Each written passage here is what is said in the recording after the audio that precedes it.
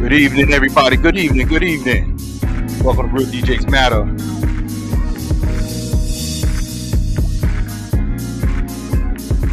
Shout out to Las Vegas, Mark, Pam Lynn. What's good?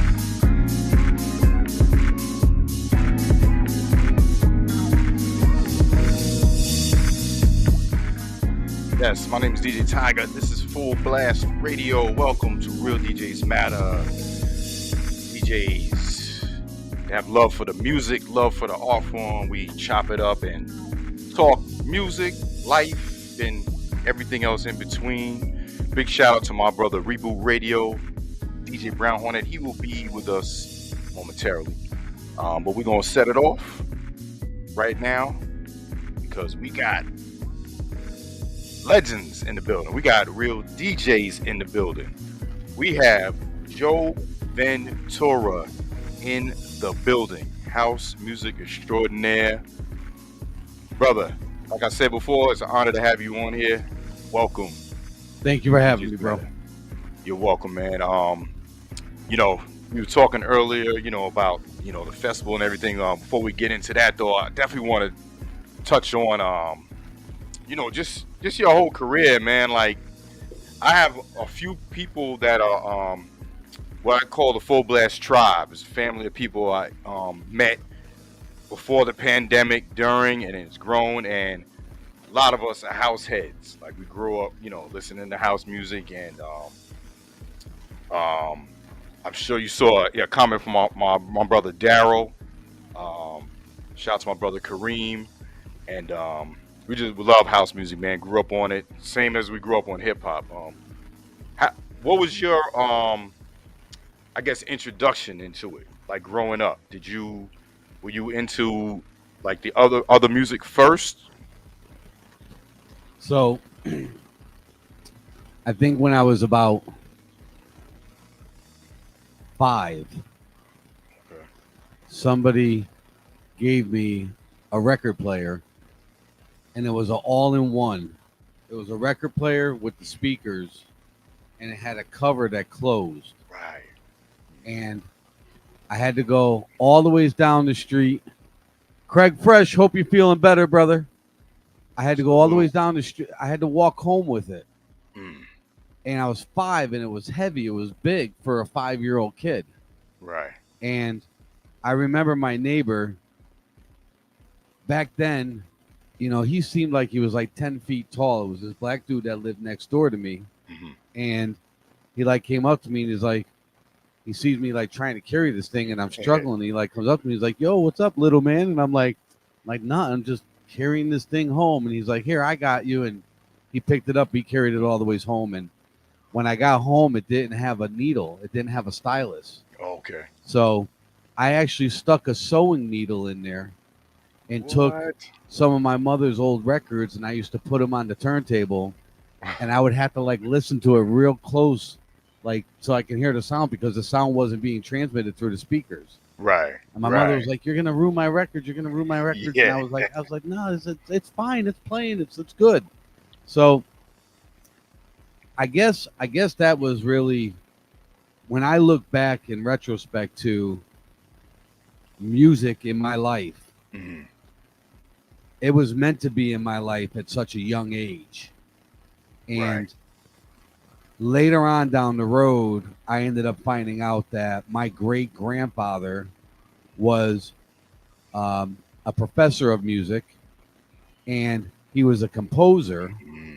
And he used to, in Italy, back then, they used to have the orchestras in a pit that were below the stage. So that nobody could see the orchestra that was in the pit. All they could see was the stage in front of them. Oh, okay. But the music was coming out of the pit. That was the soundtrack to what was going on the stage. Right. And my great-grandfather was the composer for that orchestra.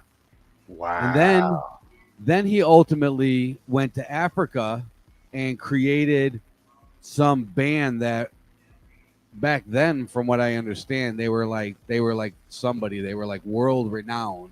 Right. But he was a professor of music in Stamford, Connecticut towards the end of his his career. So, I guess, it's in my DNA. It's in my Yeah. blood.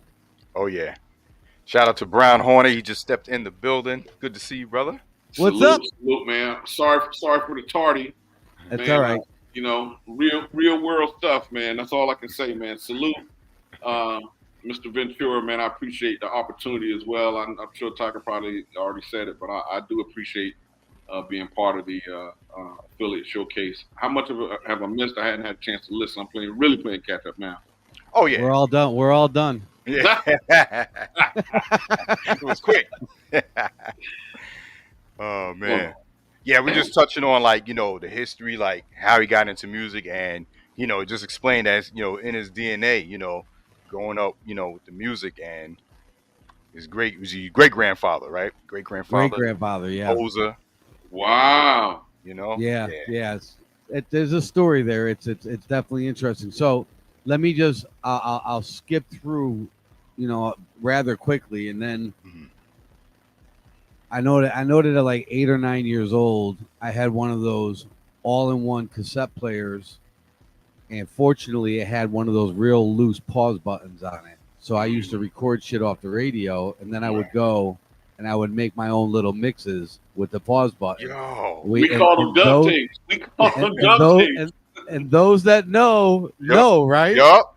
Like there's other people that are like, what the fuck is he talking about? Pause button on a cassette player, right? And whenever we went out and bought a cassette player, right, wasn't the first thing that we tried is the pause button? Make sure that pause button didn't stick. That pause button had to be like butter, like air, right?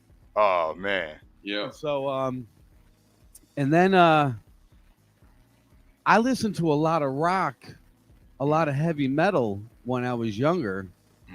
And like I loved like Black Sabbath and Leonard Skinner and all that stuff. And then when I got to be when I was 15, I was a real troublemaker in school, and I ultimately got sent to juvie, and I spent a year there, and I was surrounded by all kinds of walks of life. Right. And in Connecticut, if you know Connecticut at all, I was with people from Bridgeport and Hartford and New Haven, and we were all listening to 98.7 KISS and 107.5 BLS, and we were listening to Marley Marr and Red Alert and the Rap Attack and all that other stuff. And like, that's pretty much the reason why I probably know almost 95% of all the words of Dougie Fresh, Lottie Dottie, because we used to all like compete with each other to see who remembered the most of all those lyrics, right? Right. And so I got kind of heavy in hip hop, the old school hip hop, and like I can't appreciate the new school hip hop because of growing up through the old school hip hop. And then lived it. Yeah. Then when I got out, I started DJing at like 16, and so that was 86. So there was some electro stuff going on, and freestyle was kind of starting to come about, and I went through the whole freestyle thing. I was a freestyle maniac. I had almost every freestyle record ever pressed practically. And when House came out, because I was so deep in the freestyle, I kind of couldn't stand House, because I was like, how can anybody listen to this stuff that's just boom, boom, boom, boom, boom? Right, I was like, same beat. There's no beat, because freestyle had a beat, but House was just this 4-on-4. And as time went on and freestyle faded out, I was already paying attention to what was going on with House, because I knew House was the next step. And then I realized that it wasn't about the beat at all. It was about everything else besides the Around beat. It. Right. And when I started to pay attention to that, I went, oh, now I get it. And, and then, from there, and I stayed in the house, but I also went through that techno thing. And, but I've been with House. House has been my love since I was 20 years old. So that's been almost 35 years. Woo. Wow. Wow. Did you Yeah. travel to any of the clubs in New York City, like in while you in Connecticut? I didn't go to a lot of the clubs in Connecticut, but I will say this: my production partner was production partners with somebody else, and they were very close with Junior Vasquez. Oh, wow. So every now and then, I would go down to Sound Factory, and the good thing was, see, being a DJ, right? I'll go into a club as long as I could be in the DJ booth, or I could be over there, but I'm not going to be in there with everybody else. Okay. And it's not an elitist thing like I'm too good to be in the crowd. It's just we just become acclimated to that's our spot. Our spot is up there, and maybe it's a command and control thing. I don't know, but I was never comfortable in the crowd, and I wouldn't go to the club if I knew I was going to be with the crowd. But if I knew I was going to be hanging out in the DJ booth, then I'm in, because that's where I want to be. I want to be looking down. I want to be separated. I don't, I don't know what it is. I don't know that you're saying it well. It's going to get you a lot of voters, but, right. But yeah, I get. I'm trying to tread lightly here in what I'm saying. You know what I mean? I think it's a like save me. I think it's like a vibe. Like it's a you can focus. I think more than people. Like that's it. I just think it's simple. I think you want to be part of what's making the people have energy. Exactly, you nailed it. I know. Took the words right out of my mouth. You just want to be the catalyst for the energy, and if you can't be it, it's like playing sports. I played baseball very well for a long time, but when I couldn't play no more, I hated to watch it.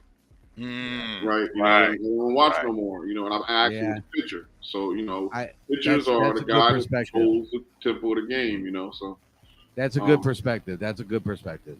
Yeah. So real quick, man.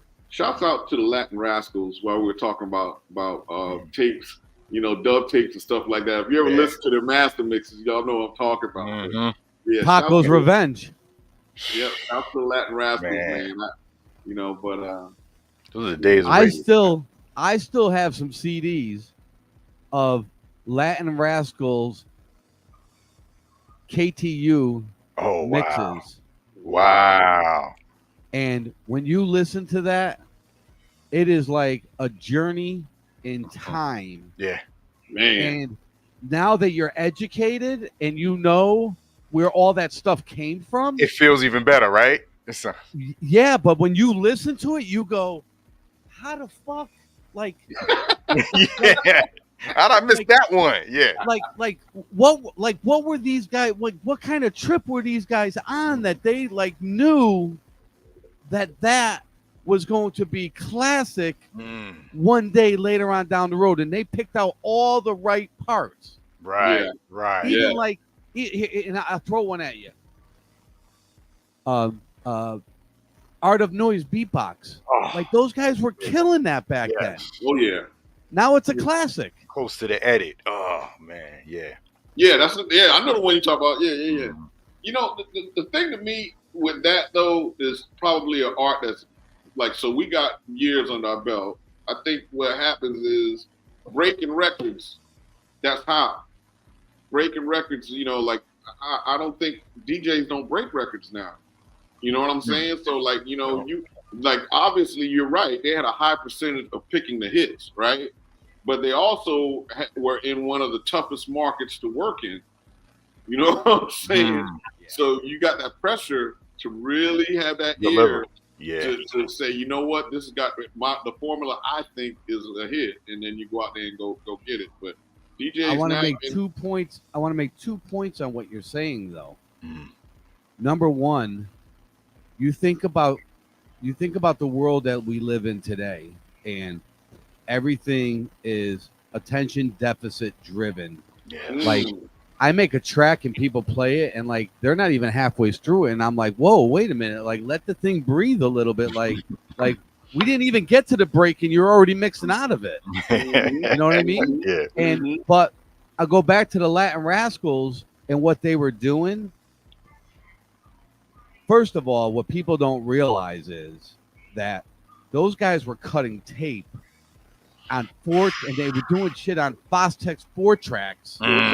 And that's how they were making those mixes. Right. And what people don't understand is what it took to make a loop back then. What it took to make a loop back then is they would take 16 beats, they would copy it, tape it together, copy it, tape it together, copy it, tape it together, copy it, tape it together. For 8 minutes. And then what they would do, is they would have this loop that if you laid it down on the floor and measured it out, it was 30 feet long. And they would have that tape go off the reel to reel, across the floor, under a chair, over the top of the chair, and back through the next reel. Wow. And that's how they got the loop. That's how it just kept going. Right. And Wow. and then they would put it on one track. Mixed Chemist knows what I'm talking about. But back to the Latin Rascals, you talk about this attention deficit disorder thing that we live in, and things have to change. And I see it with music that something is being reintroduced into a track every 32 beats because they got to keep it fresh and keep something's got to keep coming in to keep the attention. The Latin Rascals, they were doing that stuff back in '83 when they were doing those mixes, and like you'd be listening to their mixes and like all of a sudden this comes in and then boom, boom, boom, boom. And then that comes in and it's like, it was just nonstop. You were being bombarded with stuff left and right. Sounds, crazy. But that's what made them dope. Yeah. And to do that back then, like you said with the tape, phenomenal. Like, and to sound original, sound different. Everybody wants to sound different, right? Yeah. Want to have the same phrase. So. Yeah. So funny story about New York radio living in Connecticut. I was an hour and a half from New York City. And I told this story before. What I used to have to do was I had my stereo with my cassette player, and I had the double cassette player that was set up so that when the first one would record side A and then side B, and then it would click over to the next cassette and do side A and side B. So I'd get 180 minutes. Right. Okay. Double cassette. But I was just far enough outside of New York City that I had a hard time getting the signal. And I'm going to tell you like how sensitive it was. If the wind was blowing, so where New York City is, I live northwest. If the wind was blowing northwest, I got an awesome signal. But if the wind was blowing southwest, the wind was blowing my signal away from me. Wow. Think about that, all right? It's crazy. That is crazy. What I had to do was we had this antenna on the back of the receiver. I used to have to take speaker wire, and I would connect it to the antenna thing on the back and screw it in, and I would run the speaker wire up the wall and around all four corners of the ceiling so I could make like this 10-foot antenna just to get the signal. Grab the signal. Wow. Oh, hey. You was MacGyver and shit back then. Hey. That's thinking out of the box, right? What's that? That's how hot New York was, though, right? You had to have that New York tape. Matter of fact, when you were talking about your tape recorder, I was like, damn, I know it didn't say realistic on it because that's what my shit said. My first mixer came from Radio Shack, though. I ain't gonna lie. Oh yeah, Radio Shack. Yeah, Radio Shack was a jewel down. Yeah, but I'm just saying, when you said that thing did the continuous recording, I was like, oh snap. I had the. I think it was a TIAC. Yeah, with the it had the signal things on it. It had the analog UV meter on it. Yeah. Yep. Shouts to Eddie B. Swift, legendary Eddie Swift. Oh, Eddie B. Swift, salute. Good to see you, love to the chat. Salute. Big love to the chat. Our TV chat room, man. Don't want to leave y'all out. Salute. We see you. Yes, indeed. Hey, thanks everybody for coming through. I appreciate you. Yes, definitely. So, go ahead. Oh, okay. Well, I was just gonna say. So I know you were, you big time in Connecticut in house scene. What about anywhere else? So you travel, you do Europe, you did the whole gambit, or I used to go to Montreal once a month. Okay. I would leave on a Thursday morning. I would get there. It was a 6-hour ride, and I'd take my crate of records weren't the 100 crates. I had the 100.5 crate. That was like this. Wow. And I would take two of those with me. And it was a 6-hour ride to Montreal. I'd get there Thursday night. I had a guest slot once a month. I would DJ Thursday night. I would DJ Friday night. I would DJ Saturday night. I would DJ Saturday after hours, and then I would DJ Saturday after hours, and that would end at 2 in the afternoon on Sunday. Woo. And then I would sleep for a little while, and then I would drive back to Connecticut and be back doing what I got to do on Monday. Right. But the funny thing is, it was all cool, but I got to tell you about the Saturday after hours. It was at this place called Harlita. Now you got to remember, they opened up at 7 in the morning. Okay, and everybody that was in there was cracked out. I can't tell you how many people I saw leave on stretchers because of overdosing on K. Oh my God! It was, but you want to know what? It was the dopest ass crowd to play to because all they needed to hear was the beat. You could have been playing Dolly Parton over that shit, and they would have been rocking. Yo! Insane. Oh, that is wild, man! It was nuts. Oh wow, man! You gonna do that now, right? I did the DMC music convention in Holland, in Amsterdam, 1 year. The promoter kind of screwed me. At that time, I had a mix show on Kiss 95.7 in Hartford, which was a P1 radio station, which is top tier, like a KTU and Hot, and so they were promoting some parties out there during the music convention, and they had my name on there, and I met with Charlie Low Noise and Mental Theo. We became pretty tight. Those guys are huge in Amsterdam and all that GABA house techno stuff, and they ended up screwing me over. Wow! So it wasn't a good experience. I haven't been back since, but I will tell you that the highlight of me being there was I spoke on a panel, and on that panel were two people. Some may not know the first one. Everybody will know the second one. One of them was Lady DeJax, and if you've been around a long time, she was like the shit back in like the early 90s. And the other person that was on that panel was Louis Vega. Oh yeah. And I still have the program guide that shows this panel at that time, and here where to go. And Lenny D was on there too from Brooklyn with Frankie Bones. So Lenny D, Lady DeJax, and Louis Vega and me, and there were two other people on there. So like that was like a highlight in my life that I actually got to. I was at a level where I was able to be on the same panel with Louis Vega, which is dope. Yeah, that's phenomenal, man. To my legends. You talk about, man, the promoters, man. I don't think there was one DJ that didn't get jerked by a promoter. Like I don't understand the mentality of jerking the one person that can make or break your party, and you choose to jerk them. You know, like you could have the dopest club, the food, the drinks. The DJ sucks. You don't pay the DJ, the party's trash. Yeah. You know, that mentality always gets me. Man, you know, we're not valued like we should be. You're right, but they feel like they can grab another DJ, you know. And then when you look, that's why the turnaround on clubs is high.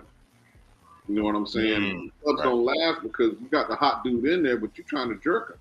You know what I'm saying? So now he bounces. The music is whack because now you're trying to pay some dude less than what you know, and so you end up. It's all relative. Yeah, it's all relative. Yeah, the bar's not moving. You ain't making no money on the bar. You ain't making no money at the door. You ain't making no money. You know what I'm saying? So you end up.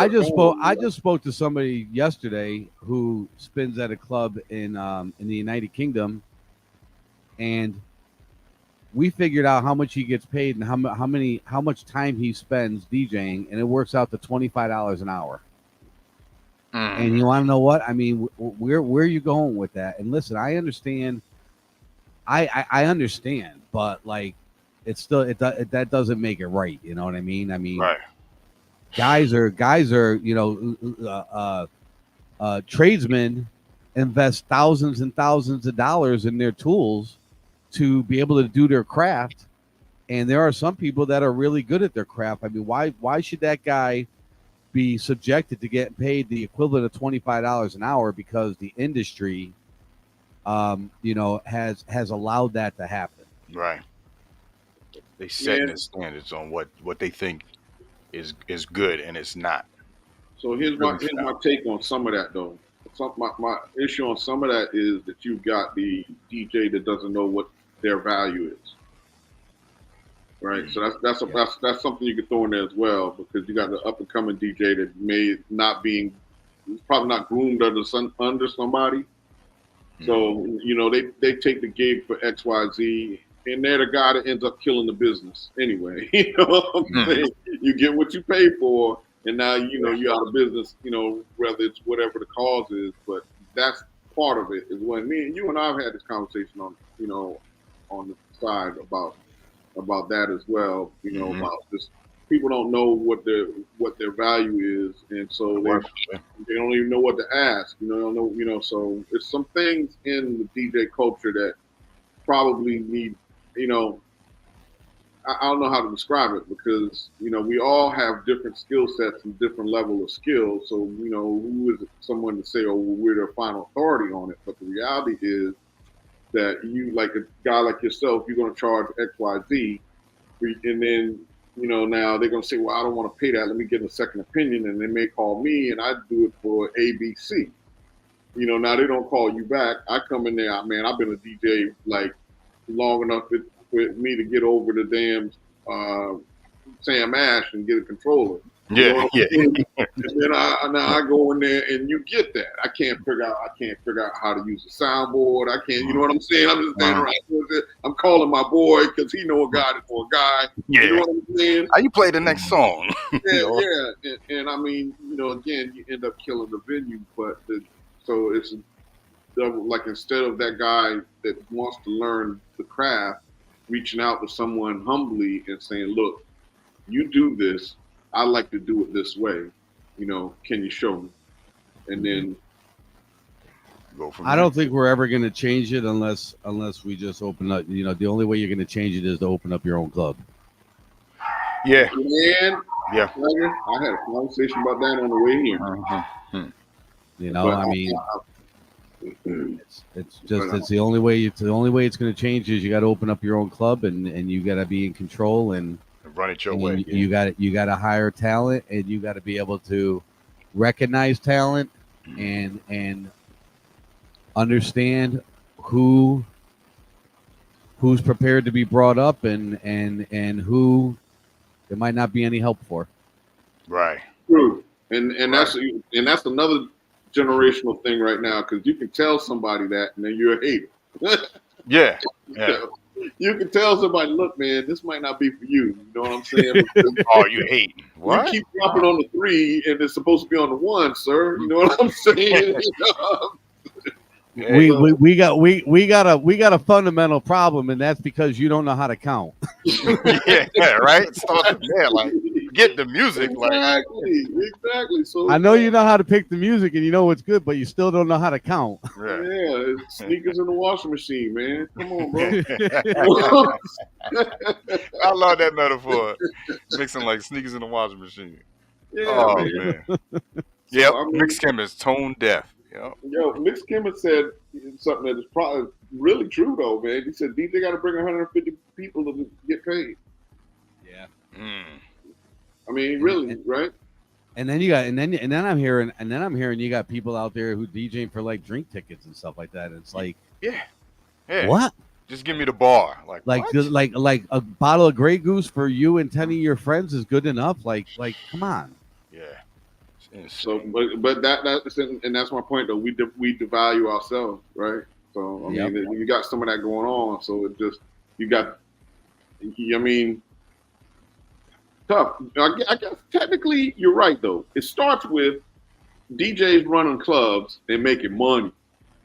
Right, we had to run clubs and make money, and then now you dictate how it goes down, right? Because You set the now, market, yeah. yeah, now you're able to go to someone that wants to open a club. They want to get a DJ to run the club, right? And now you got They don't know better.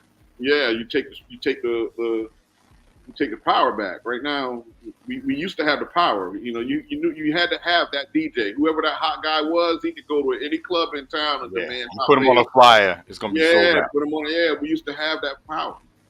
But there's the this is all part of a much larger conversation too, in that the club scene and the music industry is cannibalizing itself. Yes. In a lot of different ways, and it's not good. And the fact that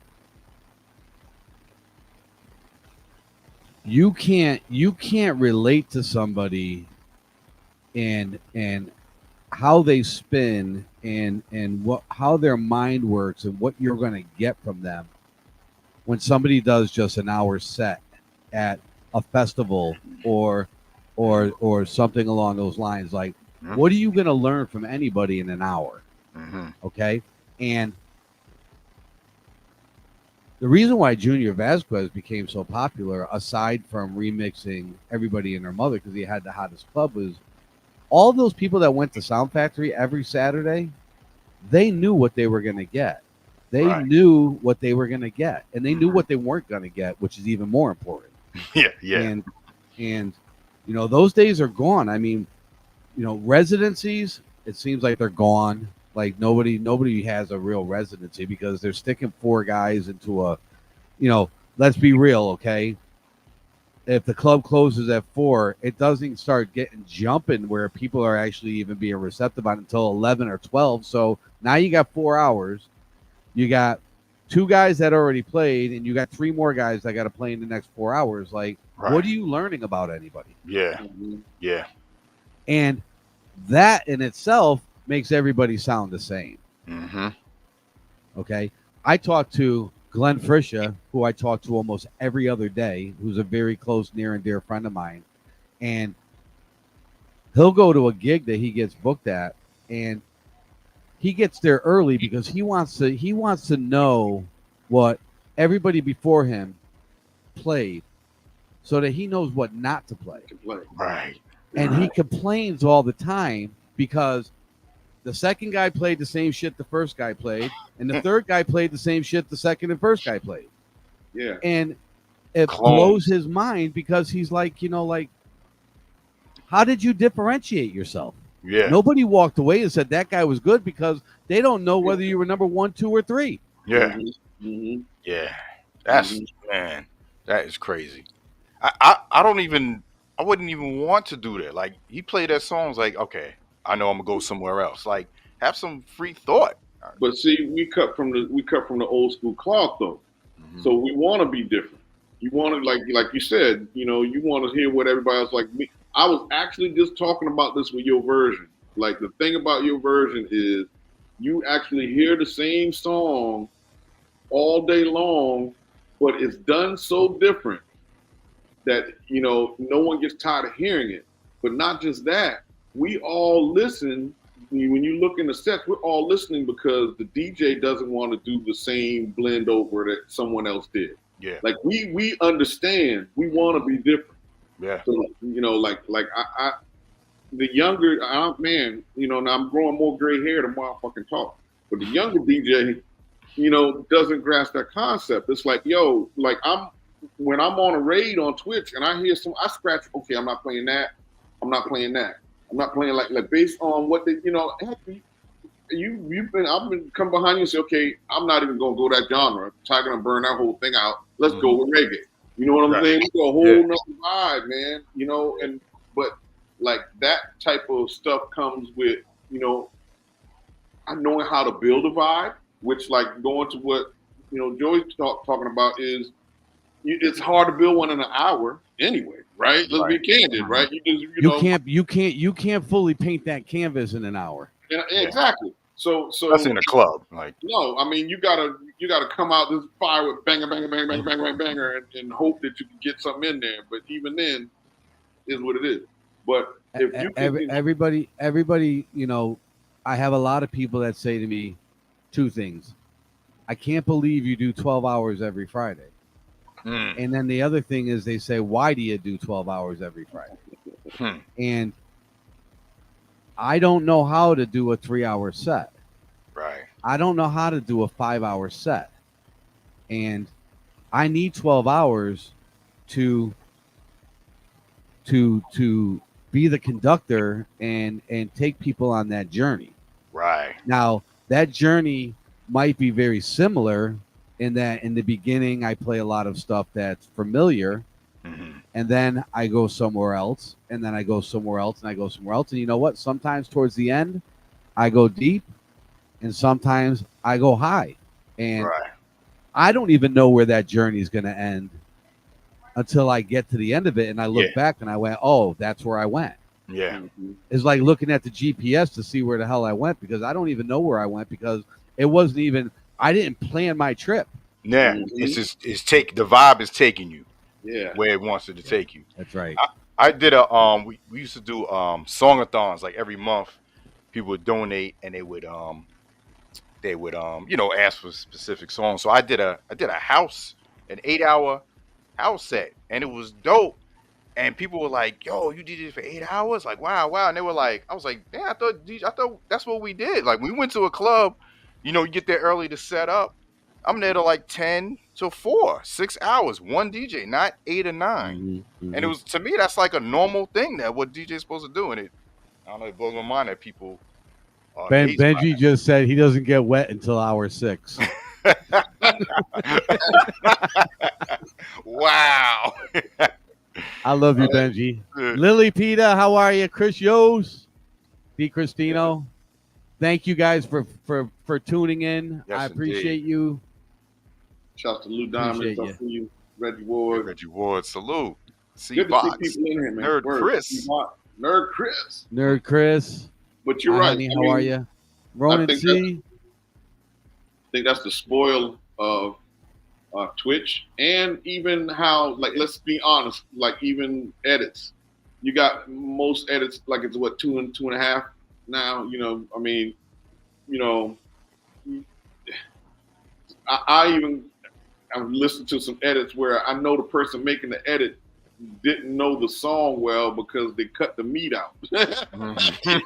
Yeah. Like, what?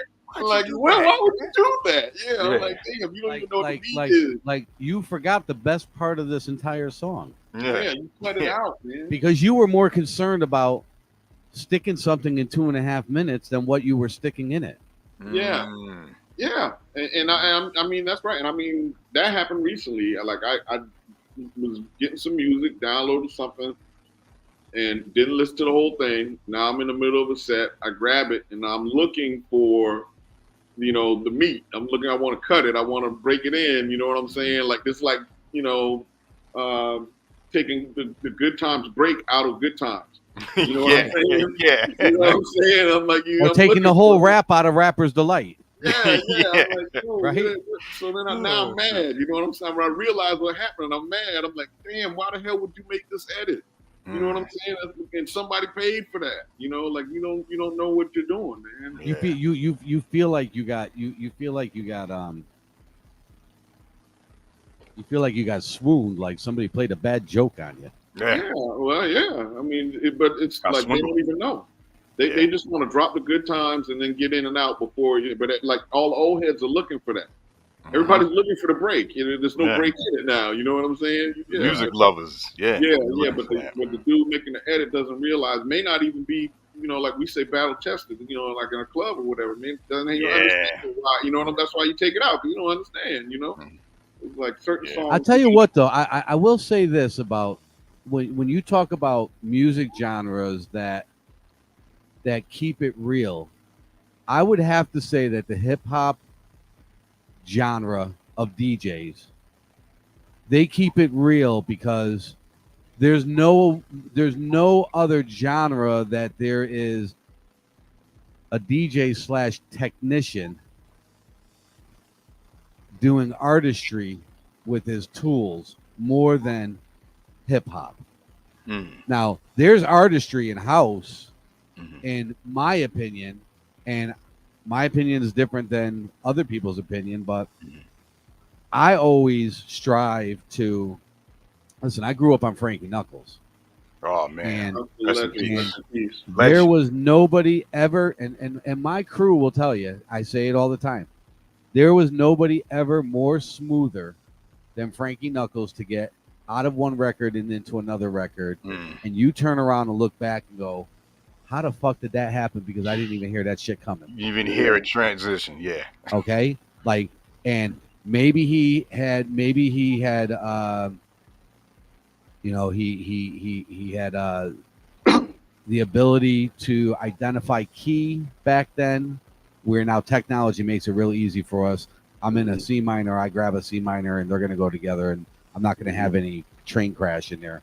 But he was able to do that back in the late 80s and early 90s, and it was all natural talent.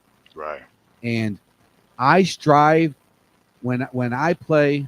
Sometimes I'll get a little jumpy and I'll cut stuff and go hit the sample button and get a little crazy when I'm playing the harder stuff.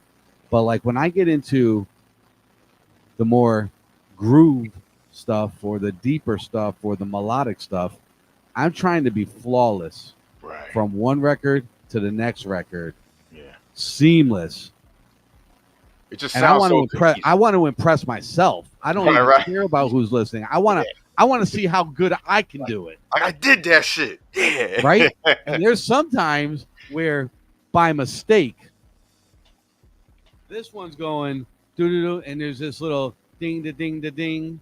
And this one that you're bringing in, that one's going ding-da-ding-da-ding, and that one over here is going do-to-do-to-do. And now you got question-answer going on between two records. And you didn't even plan that shit. You didn't even, that's the best ones. And you know you're sitting there, and you're going, I know there's some mathematical equation that had known the mathematical equation, I would have known that would have happened with these two records. Right. But I'm not smart enough to be able to say this and this go together because of X. Right. It just happens. And when it happens, it's magical. You're sitting there and you're just like, you just want to just let it ride for like I let it ride. Minutes. Yeah. Let it ride, right? Long blend, baby. We on a long blend right now. Let it ride. Just let it ride. Ones, let it ride. That's and trust me, there have been times where this deck here was on an 8-beat loop, and that deck there was on a 16-beat loop, and I just let those things go. There you go.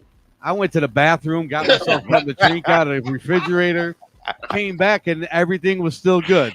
Nice. Oh, yeah, you gotta love that. That's what we were talking about with long DJ sets. I mean, back in the day, the record was like 7 minutes long. So you pick your song of choice, you cut it at the top, and you say, okay, right back. Yeah. Go to the bathroom. Well, funny enough, I did a track probably almost 2 years now, and it was called 12 Minutes of Pleasure. And it was inspired by DJ Duke. I don't know if you remember, DJ Duke had a track called 12 Minutes of Funk, I think it was. Okay. So I called this thing 12 Minutes of Pleasure, but I called it the Doo-Doo Mix, DOODOO Mix. Mm-hmm. Okay. And everybody was like, "What? Why the fuck you call that thing the Doo-Doo Mix?" And I'm like, so that DJs could pull this one out and play it if they needed to like get out of the booth and go take a shit. they were like, you're fucking lying. And I'm like, no, it's the truth. That's why it's called the Doo-Doo Mix. Yo, that's 12 minutes, crazy. baby. That's crazy. That's why it's called the Doo-Doo Mix. No lie. That. No lie. And it makes sense. It makes perfect sense. Oh, that is good. Because now, and that's my marketing. That's my marketing head thinking. Like, I'm gonna even lead them to what record to play when they got to go take that shit in the middle of the set. I'm gonna call it the Doo-Doo Mix. They're gonna look that for when that. they gotta go, it's like, oh, shit, I gotta grab that Doo-Doo Mix record so I can go to the bathroom. It should have been a bestseller. And guess what? I got another play. Oh man. Yo, shout out to that's DJ crazy. Black Frost, DJ Oh, Craig, salute. DJ Ronan Steve. We see, man, Diamonds. nice Yup. DJs in the place. We got a lot of artists on Big Speaker Music in here. We got Seavox, we got Ronan C, who's got a single out right now called "Got Me Twisted." We got Lily Pita in here, who's got a single out called "Ocean View." Nice. We got D Cristino's in here. He's got a release out. We did a cover of the Depeche Mode "Strange Love." Willie Rosado's another artist on Big Speaker. Nice. All Yeah, man. all the families represent, and I love these guys. Man, you gotta love that when they show up and show out, man. You Yeah. gotta love that, right? And that's what I wanted to ask you, man. I want to segue right to that, man. Big Speaker label, man. How is that starting this label? And I've heard it is really flourishing. It's doing well. It's a lot of good positive feedback. You know what I've been seeing. I gotta also mention Stardate, and I gotta mention Adam Bennett, and I gotta mention Benji Bradshaw as well. I don't want to leave anybody out, but you know, more Big Speaker artists. Nice. So, Big Speaker Music. Here's the story behind that. I'm gonna go back and then I'm gonna go forward. Right. I started producing when I was DJing. I DJ'd at this club called Bar in New Haven, Connecticut, which was right outside of Yale. It's still the most successful club in the state of Connecticut, still going, and they opened up in like 1991. Wow. Okay. That's rare. And Dave Dresden, who's part of Gabriel and Dresden, who did this song under Motorcycle. Dave and I were the resident DJs at Bar, and Dave introduced me to Scott Marzullo, Scotty Mars, and we became King Size Productions. And Scott and I worked for a while. Over time, things happened, and we kind of went our separate ways. But my production partner now was with another guy, and they were doing their thing. So fast forward, life events came to me, and I stopped DJing because of life events. But also in like 97, 98, the state of music really changed. And it changed across the board. The rap changed because it lost its original rawness. The mumble shit started coming out and stuff that you couldn't understand what people were saying. And what people don't realize is the reason why the old school hip hop was as popular as it was is because we could understand what they were saying. Right. We could understand the words. Right. And when the music started, people started rapping in a certain way that I couldn't understand what they were saying. I couldn't relate to them anymore, and I lost interest. And then we came out of all that new jack R&B stuff and went into something else. And like after that, I lost that. And then just music changed, and then the EDM happened, and I was never an EDM fan. That's just me. I just personally never, and I don't play it. I never liked it. And so back to Big Speaker. So my son at the time was probably 14 or 15, and he downloaded FL Studio. He knew I was involved in music, and I don't know. I would like to believe that he said to himself that he loved music as much as he did because he was my son. I can only hope that as a father, right? Like my kid was inspired to do it because of me. Right. Because I think people who get inspired to do things because of us, that's the greatest compliment that exists, is when somebody says you inspired me. Sure. And we'll talk about the festival, and that was a reoccurring theme that made it all the worthwhile. But back to Big Speaker. So I'm watching him, and he's asking me every once in a while, trust me, he's a smart kid and he figured out shit on his own. But every now and then, very rarely, he would say, I'm trying to do this, but I'm having a hard time. And we would figure it out together like fathers and sons do. Nice. But the more and more I'm watching them, the more and more I'm starting to go, I'm starting to get the itch here. Hmm. And you got to remember when we were producing and remixing, we were doing stuff on an Atari computer. Wow. Okay, and all the samples were on floppy disks, Right. on Akai's, and old school machines. And now I'm watching him in FL Studio, and I'm going, damn, that shit looks easy. Yeah. Right? I could do this. Yeah. So I started fucking around and making some tracks. And what I found was, listen, I've been a serial entrepreneur all my life. I could never ever work for anybody. Mm. I can only work for myself. It's just the way I'm built. And, Right. and some people, they don't mind working for somebody and having that security, and that's the way they live their lives, and I respect it. But me, I just always felt that nobody could ever pay me what I was worth. And if I was going to get paid what I was worth, I was going to have to work for myself. Yeah. Story, yes, sir. Great. And so I'm producing these records, and I'm like struggling with these record labels to like get the stuff released. And I'm like, why are you giving me a hard time? Like, you know, like I'm giving you this shit. I don't even want money for it. Just put my shit out. Put it out, yeah. And I said, you know what? Here we go once again. If you got to do something, you got to do it yourself. I'm going to start my own fucking label. And then I don't have to ask anybody for permission to do anything. I'll just do it whenever the hell I want. So Big Speaker Music started because I didn't want anybody controlling when I released my stuff. Or what you want to put out, you know. But I love it. the other side of it is that I found myself going to YouTube a lot.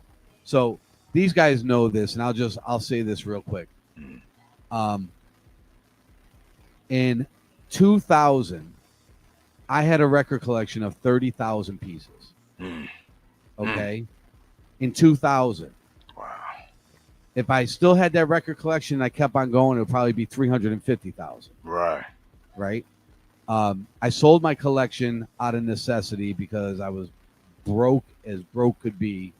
So broke that I had to give up my most worldly possession in my record collection, which meant more to me than anything else in the entire world.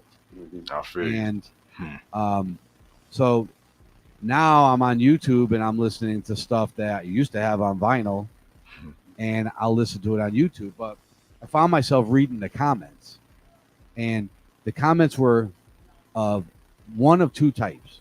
They were either older people my age talking about how good the music was back then, and it'll never be the same.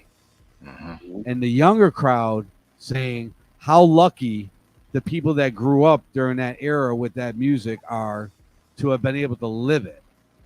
And so I'm saying to myself, thinking like a marketer, you got a situation where classic house is in demand by the older crowd and the younger crowd. So, and that's very hard to achieve, to be able to service both demographics. Right. Okay? Because people struggle hard enough to just meet one demographic in that younger crowd. And the younger crowd is broke. The older crowd's got money. And so it's kind of a perfect combination. And I don't want to do music to appeal to the younger crowd. I want to do stuff that's in me. I want to do classic house. And a lot of people will say, and not from a point of criticism, but they'll say, your stuff sounds so 90s. Right. And when they say that, I'm like, good. I accomplished what I was trying to accomplish. Yeah. Thank you.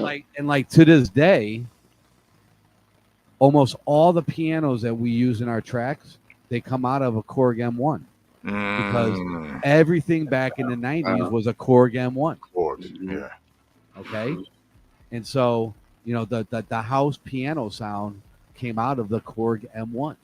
And so Big Speaker Music, what a lot of people don't know is that I've lost a lot of money over the last 2 years with Big Speaker Music. All right. And I'm not going to say how much, but I will tell you it's hundreds with an S at the end, thousands.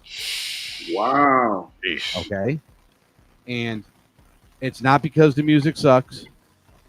It's not because we don't know what we're doing. My label manager is the same label manager for Kenny Dope and Todd Terry. Okay, so I got the best of the best. Yes. Working with me. Legends. Mm-hmm. I've got an incredible social media manager, Stardate, who's in the chat. So, and we promote. And so, how do you get that deep? How do you spend that much money running a record label? Well, we're one of the only labels that pay people advances. Okay, all the other labels out there, they say I'll take your shit for free and put it out. And if you don't want to do that, then I'm not going to put it out. Mm. And I'm always of the belief that, first of all, talent has a value and time has a value. And I'm not going to be like those other labels and just take people's shit, their music, and I shouldn't say shit. I use that as a metaphor. Right. Mm-hmm. I'm not going to take their music and not give them something back. Okay? Because I value their time and their skill. And I also know good music, so I don't pay for anything I don't think is good. Right. So it's not like I'm throwing my money away on garbage. And back to being, an entrepreneur and a business owner, all of those decisions that I made, regardless of whether they become hits or they don't become hits, if the label's in the shape that it's in right now where it's losing money, I have nobody else to blame but myself, because that's the way I wanted the label to have its personality, is by what I released on. Mm-hmm. And so now let me say this.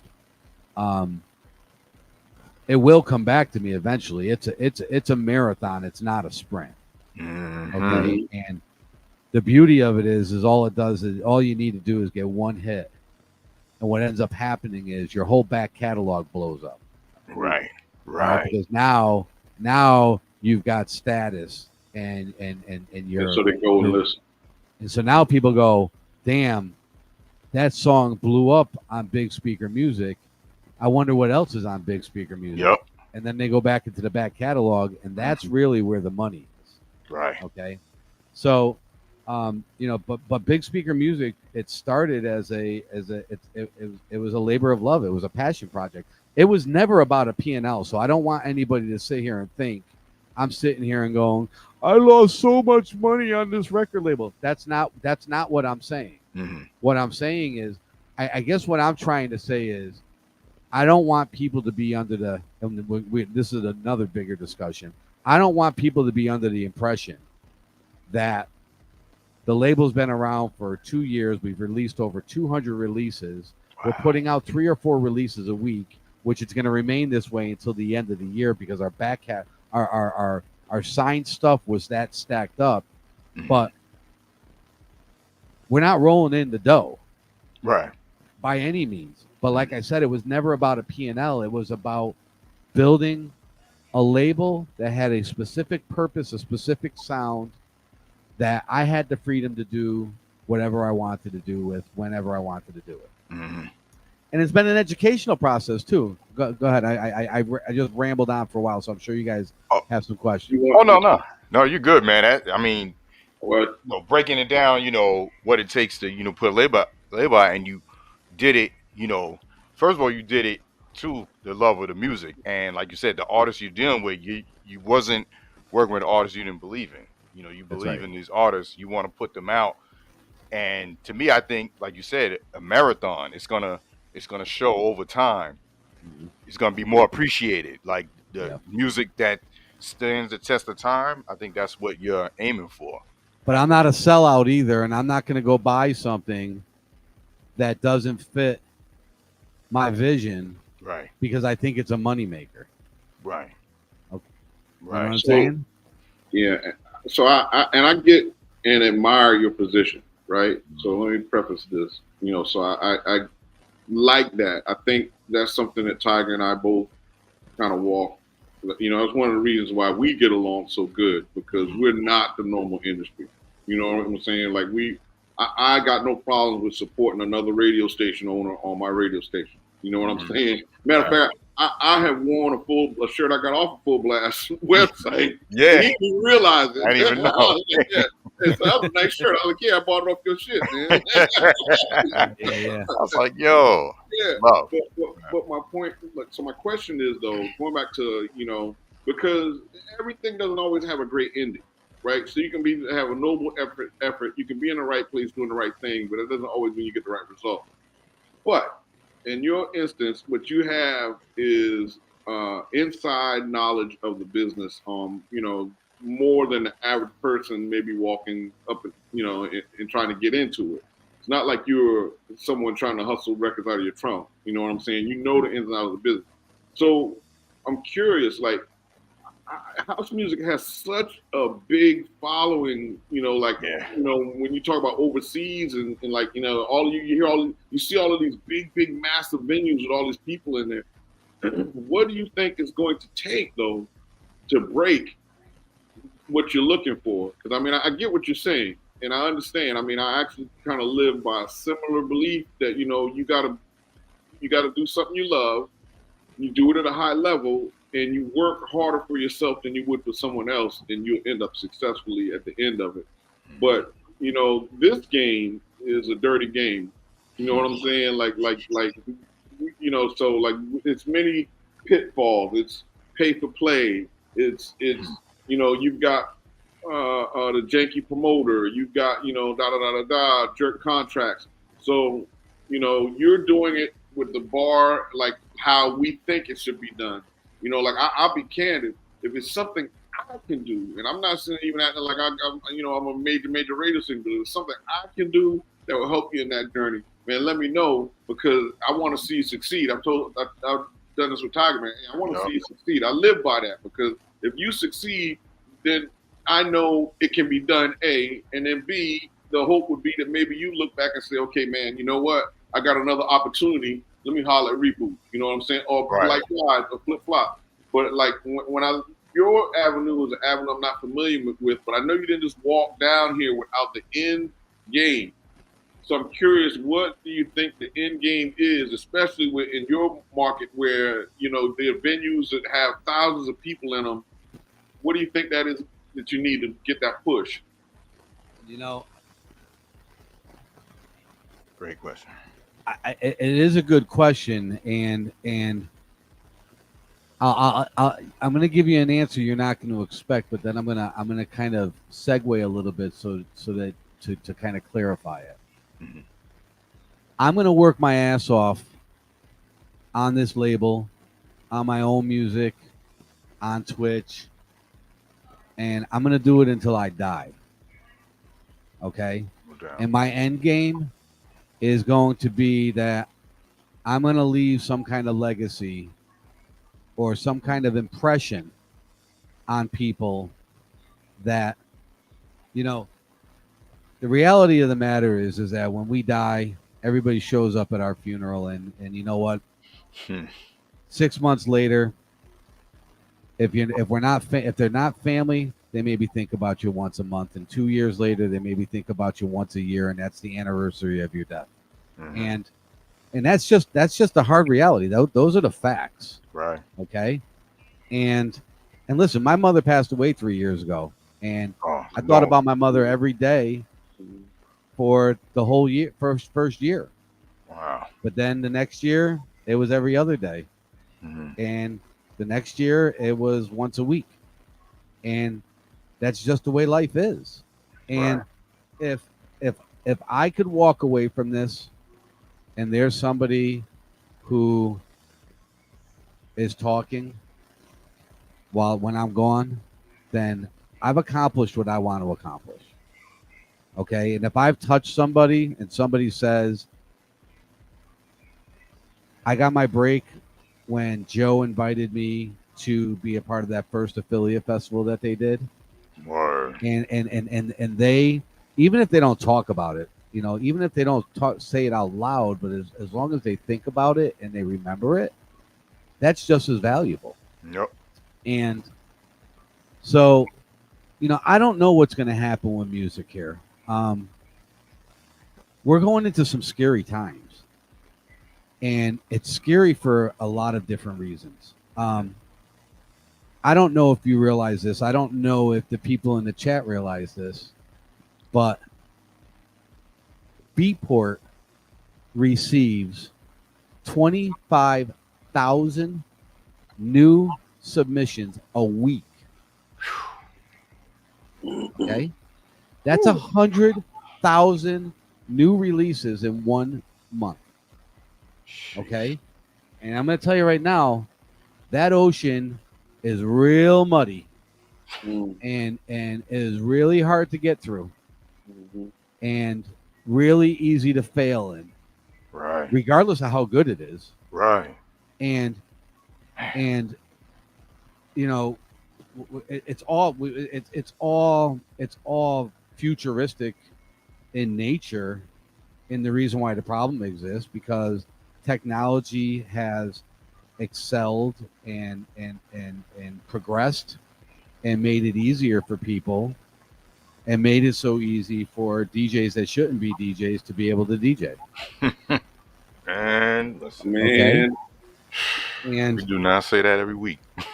No, I know, right? And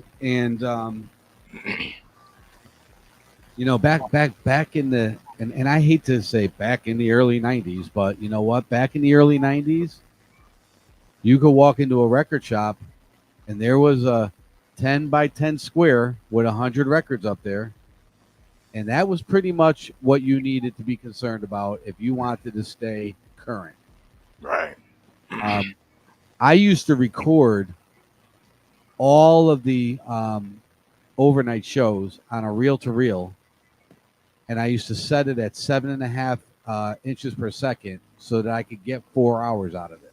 And I would, and then I would go out, go gig, whatever I got to do, and then I would listen to it the next day, and I would pull out that hand recorder, and when I found a song that I liked that I wanted, I would record a little piece of it, and then I was down into the city on Monday, going to Vinyl Mania and Decadence and Downtown Records and everywhere and here and there to go buy all of those records that I heard that I wanted to own.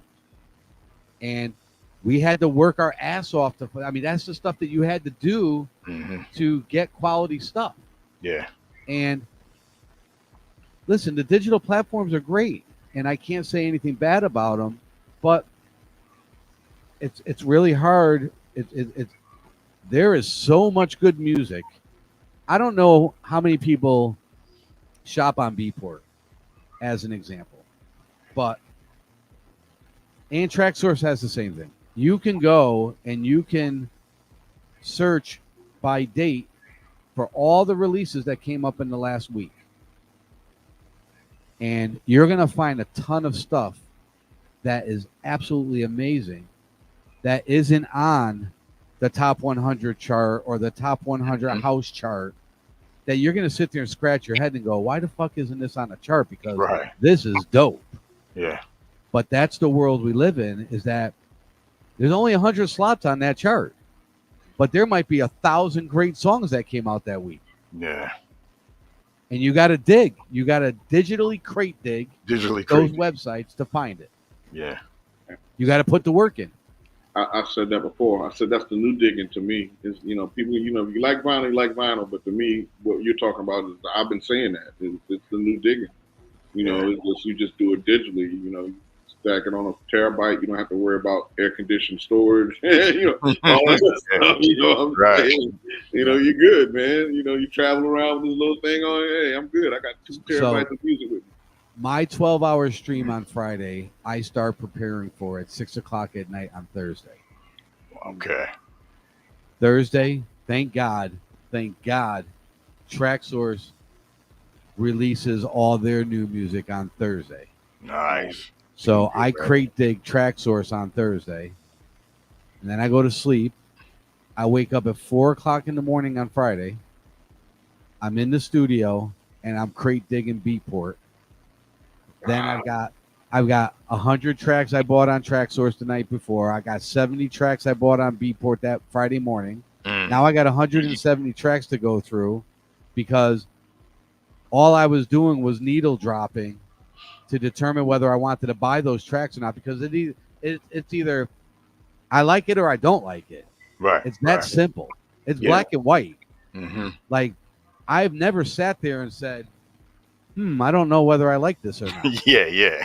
For like 4 minutes. I like it or I don't like it. Yeah. And I buy everything I like. Mm-hmm. And you want to know what the cool part about it is that there's nothing on my external hard drive that I could play that I don't like, because everything I bought, I like. I didn't buy anything I didn't like. Right. Yeah. So it's all safe, right? Mm-hmm. And so then what I got to do then, after I download everything, I got to get it into Rekordbox. And then I got to sit there, and I have a comment section in Rekordbox that I use heavily. And I have a naming convention in that comment section, and it says, it'll say post, which means after post peak. It'll say groove, because it's something that's groovy. It's baseline driven. It'll say full female vox, okay, so that I know that there's a full female vox on it. And then at the end, I'll put what the mood is of that track. Is it sad? Is it happy? Is it mad? Is it angry? So that I can. Now, you got to remember, on Friday, I got 170 new tracks in my thing, and I want to play them all, but I don't even know what the fuck they are. Right. And the only way I know where to play them is by looking at my comments. At the moods, yeah. I'm sorry. One more thing, man. Before we go any further here, I'm an old school DJ. Joey is giving y'all game right now, free. All you DJs in here, y'all need to be making sure y'all throw bits and every damn thing else at this man right now when he streams again, because he's giving y'all game. I'm over here like, yo, mental Rolodex. But you're like, I don't know if you really want to be saying that out loud. Oh my God, I ain't telling them shit. But I'm a sharer, and I like to I believe that when you give, you get. Okay. And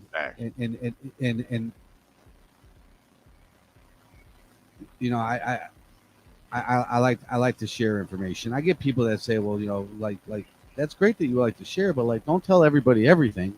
Mm-hmm. And I don't know where to draw the line in like what's general knowledge and then what's the secret sauce. I don't think about it that hard, I guess. But and new music is really what drives me to continue to stream, is because listen, I'm a music junkie, and I need new music all the time. It's that's the gas that goes in my tank. Right. And when the new music dies, then I'm not. Listen, I don't play freestyle anymore because there's no new freestyle. Okay, and I can only listen to that shit so many times, and I've heard them all 1,000 times. Yeah. Right. It's a good point. And like, if I do a freestyle pop up, I try to play all that stuff that like I don't hear anymore. Right. I try to stay away from Silent Morning and Spring Love and all that other bullshit. I try to go take a left turn instead of going with the masses.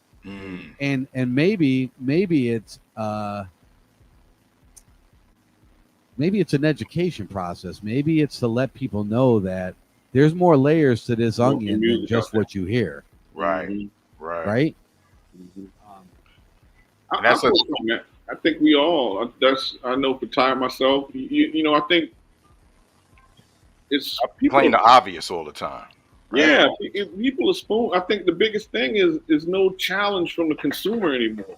You know what I'm saying? The consumer, like they've been spoon fed the mumble stuff and easy stuff, and I'm maybe not so much in the house side, but certainly on the hip hop side. Yeah, and even the R&B side. Let's be honest, the R&B side and the hip hop side. They're not like I tell my kids, you should demand more. You should demand more from your artists. You know what I'm saying? And like, to me, some of that is playing out right now when we see like Wu-Tang selling out everywhere. You see them, these artists that are, oh, they old heads. Guess what? Old head just sold out the venue that your boy could. You know what I'm saying? Yep. Is that? Because we'll pay to hear the good shit, man. Your boys ain't y'all like you said, Joey. They eating on themselves now, so it's a different world out there. I personally think when the smoke clears, though, the substance is going to win. It has to, and what I tell people in my stream, I tell them that they got to have an open mind, and a good DJ plays the songs they want to hear, but a great DJ plays the songs they need to hear. Tiger. Man. Okay. Said that. I have said that so much times. And I'll add one more to it too. Mm-hmm. You don't watch a movie that you already know the ending to. Okay.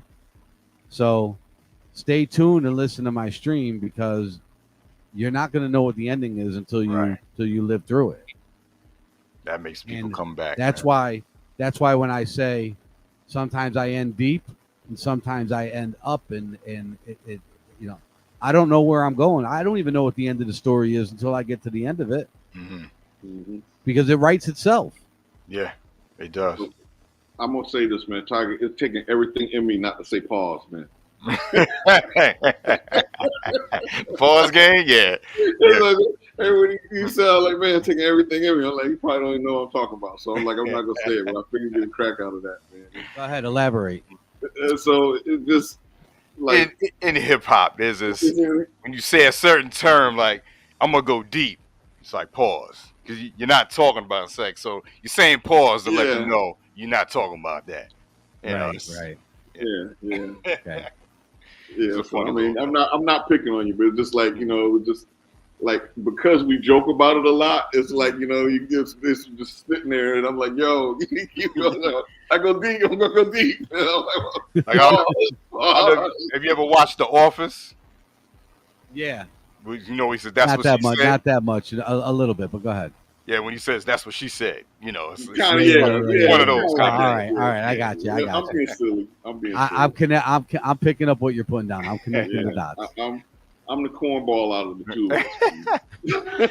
Hey, I wanted to bring up, man, because this guy, Todd Terry, man, that remix you did for Gypsy, man, Feel the Music, dope. How did you connect with him, man? I mean, talking about a legend in house music. So, Todd and I have been friends for a little while, and Hear the Music was one of my favorite tracks of all time. Yeah. And Stopping Us was another one of my favorites of all time. And so I went to Todd and just said, hey, I wanna do a remix of Hear the Music. And he was like, all right, take a crack at it.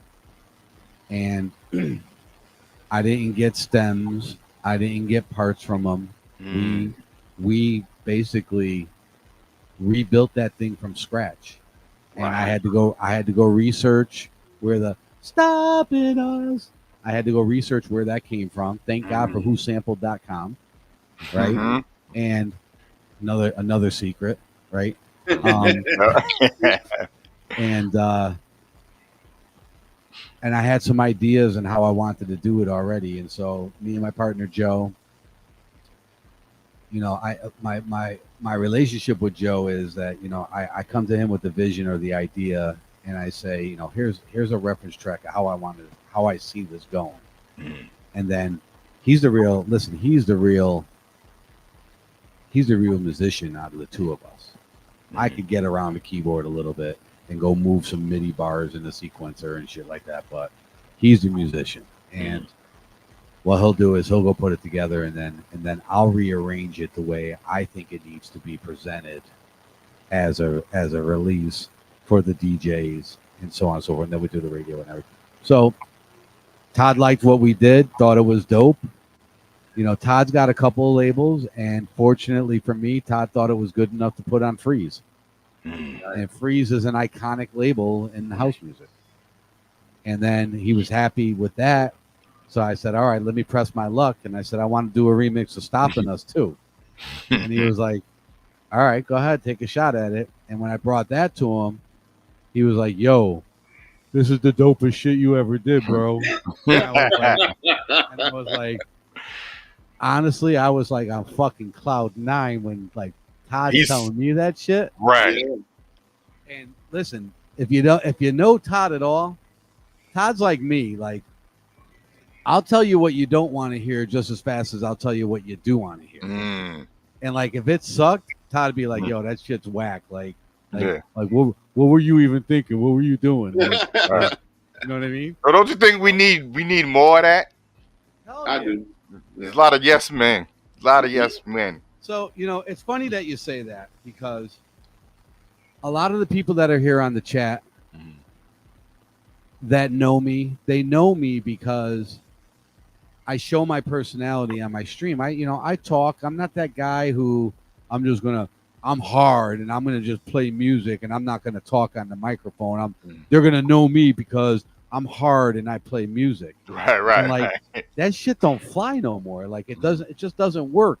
In a club it works, but on this Twitch platform, on these Twitch streets, it's more than music, because everybody's got the music, because it's all out there for everybody to take. It's how are you going to differentiate yourself? And to go to what you're saying, that, you know what, we do need more of that.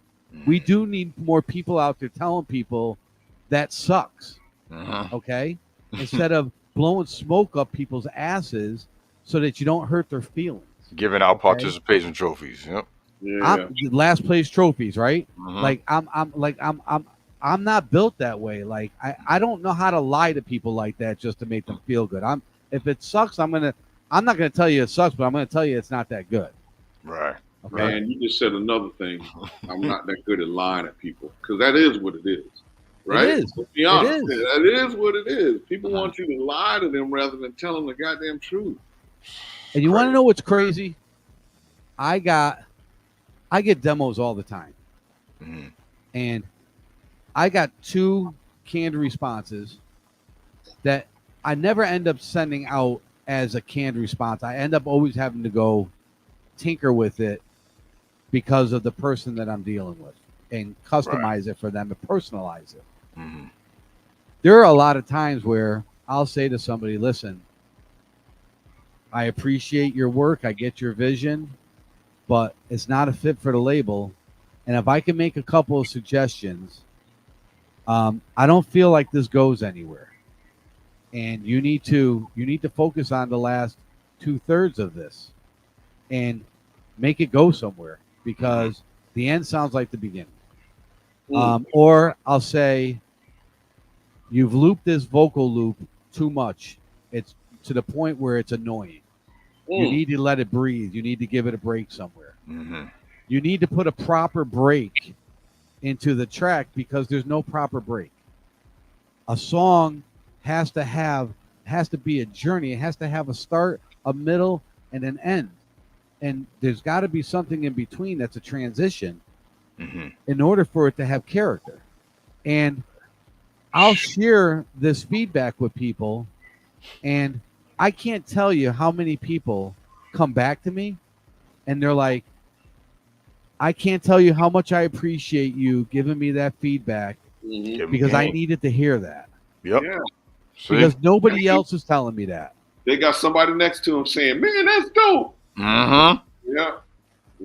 Man, I gotta tell you. And then when they tell their friend that, oh yeah, you should have maybe changed that. Oh really? Well, you didn't say that before I sent it to Joe. Yep. And the next thing you know, you standing in the Super Bowl wearing Shirley Temple socks. Yep. Because somebody said it was a good idea. Somebody said it was a good idea. Exactly. Yep. Yeah. That's dope. So, there definitely needs to be. So, my family on my stream, they know that I just say it the way it is. And I got no filter, and it's too hard to sugarcoat shit. That's too hard for me to do. I could do a lot of things, but to go sugarcoat words, versus just fire them out the way that they are and they're meant to be said and the way I feel. It's the only way I can do it. And especially when it has to do with you putting the product out on your label. You're not trying to put out half-ass stuff on your label. So why would you But please someone's feelings to right. ruin your integrity? But I'm tying it back. I'm even tying it back to my stream. Right. Like my people that are here in the chat, they'll tell you our theme song for the JV stream family is 10 City, I Love Me. Okay. And it happened one day where I was playing it, and you know what? I was feeling it, and I was like, this song has meaning. And I went on this rant and said, you know, I want to see everybody put in the chat, I love me. Nice. Okay? They're doing it now on Twitch. They're doing it now. Dope. Okay. It's okay to love yourself. Right. It's okay to say out loud, I love myself. Mm-hmm. Because we're in society that we go wrong. Like there are people who are humble and they're like, I'm like, you're like killing it. And they're like, yeah, I know. I'm like, no, fucking own that shit. Own that shit. You know what? Yeah. Say, you know what? You're fucking damn right. I'm fucking good at what I do. I work hard to be good at what I do. Right. And let people know you're good at what you do. Right. Okay? Stand on it. It doesn't mean you're cocky. It means that you're confident and you're accomplished. Right. And there's a lot of people, and listen, we all know that just like in life, there are all walks of life on Twitch too. It's like its own metaverse. Yeah. Right? And there are people that are normal, whatever normal is. And then there are people on Twitch who they're isolators, they're depressed, they're struggling, and they're looking to connect. They're ill. Maybe they're unfortunately permanently in a wheelchair or in a bed. Right. Or they have autism and it's so bad that they're not allowed out of their house. Like there are all walks of life. And what I have found is that there's more of those people than we actually think there are. That there is something personal or physical going on with them. Right. And we have to be sensitive to that. And I reached a point where I truly believed in my heart of hearts that that's kind of what's going on here. And I said, you know what? I want to empower those people. I want to empower those people that are isolators and have a hard time connecting with people and are struggling. I want to connect with them, and I want them to know that they're cared about, and people love them, and I value them being on my stream and spending as much time as they do with me. Right. And it doesn't go unnoticed. Right. That's a fact. Tiger, are you recording this? Huh?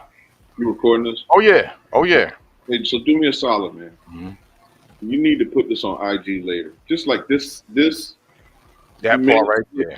This part right here. Yeah. Because like, so, you know, I'm a guy that believes in energy, right? So last week we had Luciano on. I did a fundraiser for Luciano. Luciano is a dude that's got a genuine heart of gold. And I'm listening to you talk, and I'm like, now I'm getting that same message driven back to me again. Word. For the reason. So I'm not necessarily, you know, I'm not the owner of this. Me, you know, Tiger is the owner. Me and him kind of partners with this, but it's his baby. But I'm like, yo, put this message back out in the universe, man. Yeah. You know what I'm saying? Because like it's when you see that back to back, you got to acknowledge what's going on. That message needs to be reciprocated out to the need to be put out in the world. So shouts to you for that. You know what I'm saying? Thank you. Yes. Thank you. Yes, indeed. It's real important, man. Like I know you have stories about people that maybe told you personal stuff, Like I had stories too.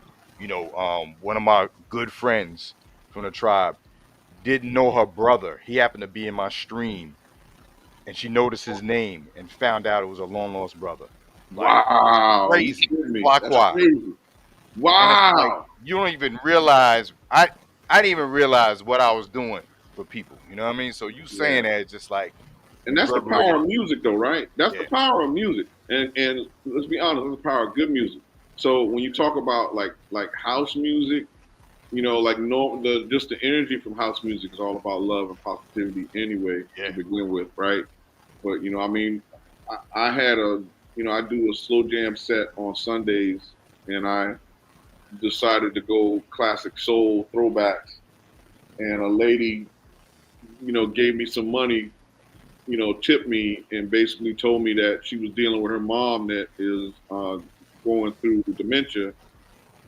In my set, because it was classic, 70s soul, like she just sat there. To my mom just said, "Who is that?" And it just sat there and listened to the whole set quietly, and it took her back. Yeah, and I mean that thing had me kind of teary eyed. You know what I'm saying? Like she was so like wrote me a piece. It was unintentional. Right. It was just the vibe I was on. I felt like I wanted to hear instead of this, like crazy. I like balance. Like that's a lot crazy. of the slow jam stuff is so vulgar now. I was like, yo, we used to be classy with it. We went behind when the bedroom door closed. We was freaky. It's because Barry White died. Yeah, right. After Barry it all White. changed when Barry White died. Yeah. Then it's, now we humping around and all kinds of stuff. But we were sophisticated with it till the door closed, man. So this was like that was the idea behind the set, and then like to have the lady, make a couple comments in the chat, and then I saw that she had sent the monies and then sent the explanation of why. I was like, wow, man. But that is, I agree, but that also comes from us understanding a vibe, right? It's also humble beginnings too. Mm-hmm. Right. Mm-hmm. It's also humble beginnings, and I'll tell you one thing. I mean, I grew up in poverty in the purest dictionary definitions of poverty. I grew up in the projects. I grew up on welfare, single mother raising 2 single boys, and I should have been a statistic. And I hated it so much that I refused to ever go back there again.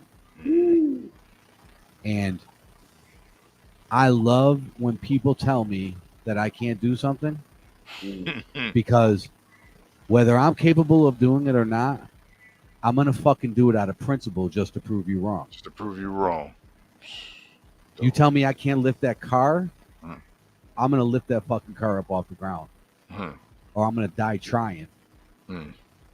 Okay? And I try to inspire people on my stream the best that I can, and music brings us all together, and Twitch brings us all together. Yes. And like, I've got a group of people. I just spoke to somebody today. I got a group of people that are all over the fucking country, and they're talking about bringing everybody together on 4th of July weekend in Baltimore, Maryland. Wow. You're talking about like 7 or 8 strangers that only know each other from Twitch. Now, I've got my Zoom room that I put up there, so they all get in there and they can see each other and see who's who. So there's a little bit more information than just some words in a chat box, so to speak. But that is powerful. That is like stupid dope. Yeah. To be able to take 7 strangers, 8 strangers, or a group of people that never met each other, and they all want to get together and spend time with each other. We did that twice. He did that in Raleigh. I did that in Atlanta. Twice had a meet and greet, and it came out. Everyone had a good time. Like, and it was all love, right? It was all love. Yeah, it was all love, no man. Problems and nothing. Yeah. Everyone just vibed with each other. It's dope. Yeah. And matter of fact, folks even helped me put shit back up. You know, they helped me load my truck up to head it back to the house. That Yeah. was unheard of. There was people hanging around. Yeah, I was like, what? They probably wanted to come back to your house and keep hanging out. Hey, Joe, I know you remember at the end of the night, 4 a.m, you looking for people to help you, carry those crates back to the car. Yeah, You're like, where's everybody at? Y'all got in the club to help me now. Yeah. Everyone disappeared now. Yeah, but that's the way it works, right? We expect that though. Mm-hmm. Yeah. The bouncers used to carry my records into the club, and I was carrying those things out by myself. Right. Yeah, at least I got half the job done for me. I was surprised they had the damn truck loaded so fast. I was like, holy shit. Right. That's Same with me. That's love. That's good. Yeah. Man, we I don't know, Reapers, anything else you want to cover, man? This has just been dope, man. Let's just talk a little bit about the festival. Yes. Yeah. Oh yes, definitely. Let's do that. Yeah. All right. First annual Twitch affiliate festival. It's no longer an annual Twitch festival. That's right. It's not even a biannual festival anymore. It's now a monthly festival. Oh, really? We're gonna do it. We're gonna do it the last weekend of every month, from Friday to Sunday. We did the math. Steve will do the. He starts 7. He starts 12 p.m. 7 a.m. Eastern, because he's in the UK, so that's noon. And then I'll start mine at 1 p.m. Eastern, do my 12 hours, and then we'll start rolling out the half-hour guest sets from 1 a.m. on Saturday and go all day Saturday, all day Sunday, and finish around 6 p.m. Eastern on Sunday. And then Stratters is going to do what we'll call the closing party for a couple of hours, and that'll be it. But we're going to be able to get, based on the number of hours for the guest set period, we'll be able to get 82 DJs every single weekend, every single month. Every single month. Are you going to have the Zoom room up too again? I can't put the Zoom room up during the festival because it's just it's too much. The way that we have it set up, I can't. I could do it, but I don't want to do it, and I don't want to distract from the guest DJ who's up there and has got his 30 minutes. Right. But what a lot of people don't know is that all of my waking hours of that festival that we did, which was 5 days long, every time I saw a new DJ come into the chat, I followed them. Wow. Nice. Okay. And I followed almost every single DJ, every waking moment that I was monitoring that chat. I followed every single one of them.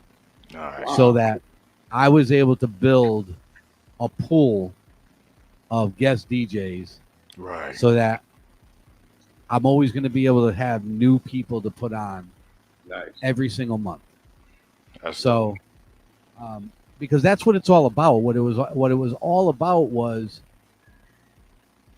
getting people exposed to an audience that they weren't able to reach themselves. Right. Yeah. And create that platform for them to be able to do that. And I cannot tell you how many people reached out to me and hit me with whispers that said, that is the most people I've ever played for. I got so many follows on Twitch, Instagram, TikTok, Facebook, and it definitely helped them. And what's really cool is that the viewers that aren't streamers, they got exposed to a whole group of people that they'd never even heard of before. Right. That maybe they should have, and now they have. And the beauty of it was, and this was really this happened by accident, in that setting up everybody's time for 30 minutes was like the best thing that we could have possibly done, because it gave people enough time to get an idea of what they're all about, but not long enough for them to get sick of them. And we go back to this immediate gratification society, and every 30 minutes, it's another person, it's another person, it's another person. And that's what made it dope. I mean, I fell asleep on a Saturday morning at 4:30 in the morning, and I'm going to tell you something, like myself, and I'm sure that a lot of people can relate to this. I didn't want to go to sleep because I was afraid I was going to miss somebody. Yeah. Yeah. Okay. Now that's crazy because I was exhausted and I still didn't want to go to sleep. Okay. Mm-hmm. I fell asleep at 4:30 in the morning, and I got woken up at 6:30 in the morning to somebody yelling in the microphone, singing Prince "Purple Rain." Okay. And my first response was, "What is going on here?" And it was DJ Gold S. Okay. Shout out to And DJ Goldaz. He's wheelchair bound. Oh Wow. And he was doing karaoke. He was singing songs for his half hour. Oh, He wow. was singing Prince "Purple Rain." But here's the best part. And you can't make this shit up. And I get emotional even thinking about this. At the end, here's what he says. He says, I might be in a wheelchair and there are a lot of things that I can't do, but one thing I can do is DJ. Wow. And I heard that, and I was like, that's my motherfucking man right there. I was like, I love that dude. Hey, that's what's up. So I'm gonna make you laugh. So I'm on two things. I want to say your first class was your best class. Shouts to the inaugural first class. But secondly, man, when I didn't think about asking about the submissions or whether they should, were we doing house music or blah blah whatever. So it was like I was like, well, I'm gonna stick to my guns. If they come over here, this is what they're gonna get. So it was like when I was listening on day one, I was like, damn, a lot of people playing house. There's a lot of house music DJs in here, man. These people about to be in some shock, man, in a little bit, because I'm gonna be dropping M-bombs, all kind of bombs, and chopping and flipping and slicing and doing everything else. So I was like, woo. But that's all right though, because and probably one mistake that I made was when we were putting those communications out to everybody, I really should have emphasized, you be you. I want you to be your genuine, authentic self. Right. Just because I'm a house DJ doesn't mean that this is a house festival. Right, this is an affiliate festival to introduce you to people. Right. I had a guy, he was like, I don't know if you really want me to be myself because I play hardcore speed techno. And I'm like, play that shit. Yeah. Okay? Yeah. Like when Eddie B comes on, I want Eddie B to be Eddie B. The Eddie B. Okay? Yep. Show people who you are and what you're all about because you're telling them your story. Right. Yeah. And I think veteran DJs will stick like us. I'm gonna win with me. I do play house music. Don't get me wrong, but I'm just saying, my first love is gonna always be hip hop. I can do house music sets. I do house music sets. But my point is, majority of the time, folks, if they come in on Friday and Saturday, they're gonna hear hip hop, R&B, and I may get over to some house for a little while after about 12 o'clock in the morning, and the brown liquor's kicking in. Now we're going back to all the good stuff. You know what I'm saying? I call it the bonus round. Controversial says, he says, what do you want me to play, bro? And I'm like, I can't even believe you're asking me that question. Like your shit is salsa and merengue, bro. Like play that shit. Do your shit. And he's like, yo, but I don't want to lose the crowd. And I was like, bro, if you lose the crowd, I don't give a fuck. I want you to be you. And you know what? If they don't like it, then go. Bye. See you later. Don't I want this is my thing, and you know what? I want you to be you. And I really didn't care whether. Listen, if I watched that thing, if I watched the ticker drop from 500 to 250 while Controversial was playing salsa and merengue, then so be it. I'll take these 250 people that are still here then.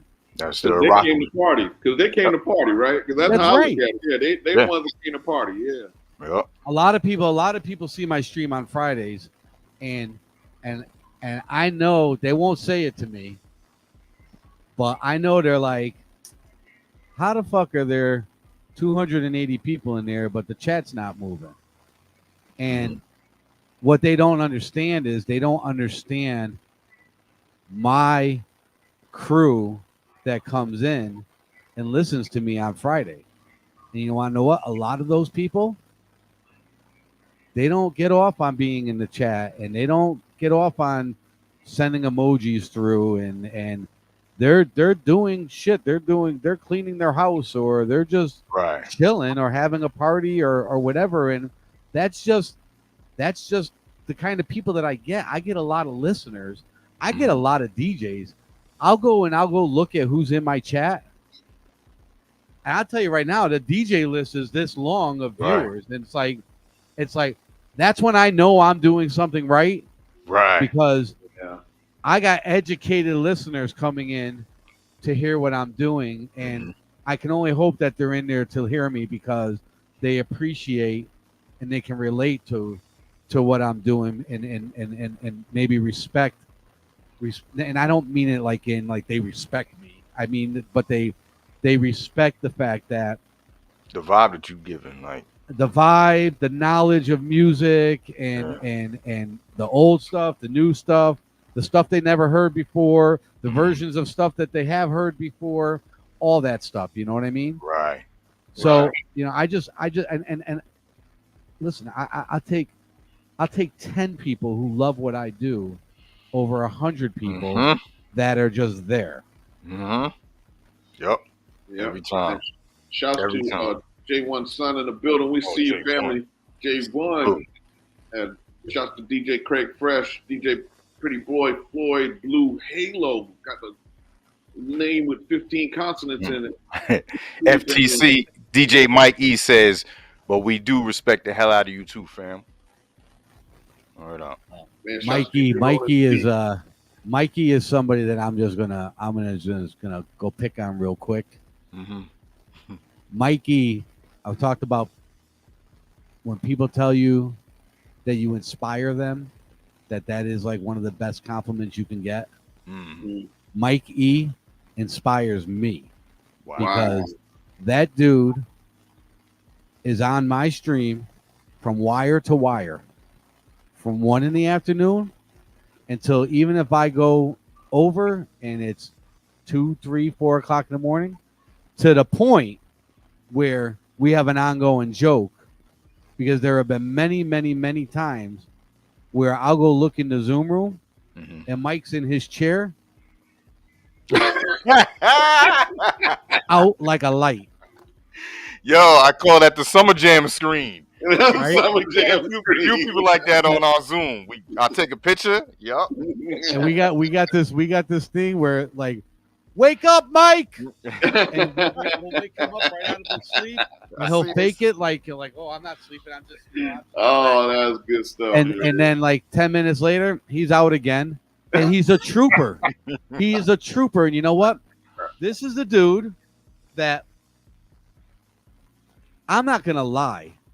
Part of the reason why I keep the Zoom room is so that I can watch Mike in the Zoom room, because Mike is the guy. And listen, we're DJs, right? And you guys are going to understand what I say when I say this. Mike's that guy when you do that seamless blend. And listen, Mike knows his music. Like when Mike first came into the stream and we had the Zoom room on, I did an old school techno set, and Mike was running into a room and coming out and sticking the record up to the camera like, I got that. Oh, okay. Nice. Like, that's interactive, right? Right. Yeah, So, but Mike's that guy. When you do a seamless mix, you look at Mike, and Mike does this. like, Jesus, like what? Like, no fucking way, right? Or Mike's the guy that pulls out the bass face when you did something stupid like dope, and like you do something crazy, you see Mike go. Yeah, that stank face, like, Yeah. yeah. Right? That shit motivates me like it's nobody's business. And I'll tell you what, Mike is like a human dance floor. Nice. Okay? When Mike's not moving around and he's not bouncing or he's not reacting and he's kind of just sitting there stagnant, I'm not working hard enough. Oh shoot! I gotta turn it up now. Like half the dance floor just left, and now I gotta get creative, and I gotta get him back. I gotta get Mike dancing again. Mike is a human dance floor. I like that. Mike, sounds like Mike E. And Mike sets the tempo. I like that. Yeah, he does. He does. That's dope. He lets me know that my ship is pointed in the right direction. He's my compass. Word. Need that, man. Need that. You do need that, man. You know, like for me, I don't know about you, Tiger, but I usually have somebody in the crowd I pick out. You know what I'm saying? I'm like, you the guy, you the lady. Okay, you over there, mind a little bit though. You're gonna be shaking that tail feather. You are. Yeah. It's time to turn up. Yeah, we're about to get you, lady. Come on, man. Yo, dope DJ discussions every Monday. This is what we do. We got another one in here, man. Joe Ventura. Yo, Joe, like every week, man, it's just been like, you know, we started this because we just wanted to just vibe with DJs, and like the stories you're sharing, it's like, that's why we're laughing, because it's like, yo, we did the same. Yeah. When you brought up, as soon as you said the pause tape, I was just like, okay, yeah, we're gonna just be vibing, just chilling. Yeah, we're gonna have fun. This is gonna be good. Yeah. All because of that damn pause button on a cassette player. Because you know, back then, you know, you were doing it, so you didn't know if everyone was doing it. Then you hear the stories later on. It's like, oh shoot, everybody was doing it too. Yeah. I was wanting to be a DJ. Yeah, it's dope. I remember Kate talking about KG. You missed this part of the conversation, but KG and I have known each other since we were probably 14 years old. And we've been tight ever since. The real KG? DJ? Real DJ KG. Yeah. Okay, nice. Okay. And he's like a brother to me. Okay. And Kevin and I didn't have that it thing to scratch and transform. But Kevin did. Kevin knew the technique. Right. And like, I don't mess with electricity because I don't know what doesn't go with what. So I don't play with it. And the same thing with the turntable and the fader. I couldn't put those two things together to make that happen. But Kevin could. And I used to be in awe when he would do it, because I mean, you're talking about 85 when transforming really started to become popular. Right. And Kevin was on that shit because he was doing that stuff fucking 15 hours a day. I remember going to Kmart, and him and I going and buying. He bought one copy and I bought one copy of Run DMC Raising Hell, the album. Oh, wow. And we had no money. So that was the way that we got two copies, was that he pulled up his money and bought one, and I pulled up my money and bought one. And now we had two to mix together. Nice. And I'll tell you right now, we beat the shit out of those two albums because they were like the only two records that we had that we could mix together that were the same. You know what's crazy? I got to tell you this real quick. My first record was Run DMC King of Rock, and I used to scratch the shit out of it. And we had a playroom my father built. Had my turntable in the mix, just one at the time, sitting on a pool table, just cutting the hell out of Run DMC. And when he said they bought Run DMC, I was just like, wow. And crazy. Thank God for Jam Master Jay, right? Rest in peace. Thank God for Jam Master Jay, because you know what? If it wasn't for Jam Master Jay, yeah, man, half of these dudes that are out there cutting records would have never learned how to cut records. Exactly. If it wasn't for Jam Master Jay. And I know there were a lot of people cutting records back in the day, but Jam Master Jay was the man. He put it on the mainstream, right? You know what I mean? Set that tone. Yeah. He elevated. Speaking of Run DMC, I got to tell you about.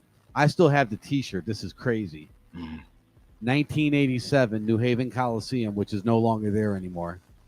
I saw Run DMC, LL Cool J, and the Beastie Boys. One concert. They all three of them played. Wow. And that was absolutely bananas. I bet. That was nuts. And you know who closed that concert? They weren't really the headliner, though. Oh, okay. But there's a reason why they closed. The Beastie Boys closed the concert. Okay. And let me tell you why. Because they had a half keg of beer on one side of the stage, and they had another half keg of beer on the other half of the stage, other side of the stage. And all they did is drink beer and threw it around all over the place. They were doing chest dives across the stage on the beer. Yeah. They had to go at the end because they fucked the entire stage up. Oh, shit. I was like, I ain't slipping around in the shit. Yeah. Fresh Fest, Queen City. He said they came to Charlotte too. Yeah, that's right. Okay. Yeah, I think it was Fresh Fest. I think it was Fresh. Yeah. That sounds familiar. 1987. I still got the T-shirt. It don't fit me anymore, but I still got it. Yeah. Rest in peace, MCA. And my wife says, "When are you going to get rid of that?" And I said, "Never." That's history. It's nostalgic right here. Let's see. So what was the album? The album was Radio for LL. It was what? Radio. License to Ill. License to Ill. Those three. License to Ill. Well, what album was it that Bobcat was LL Cool J's DJ? Walking with a Panther.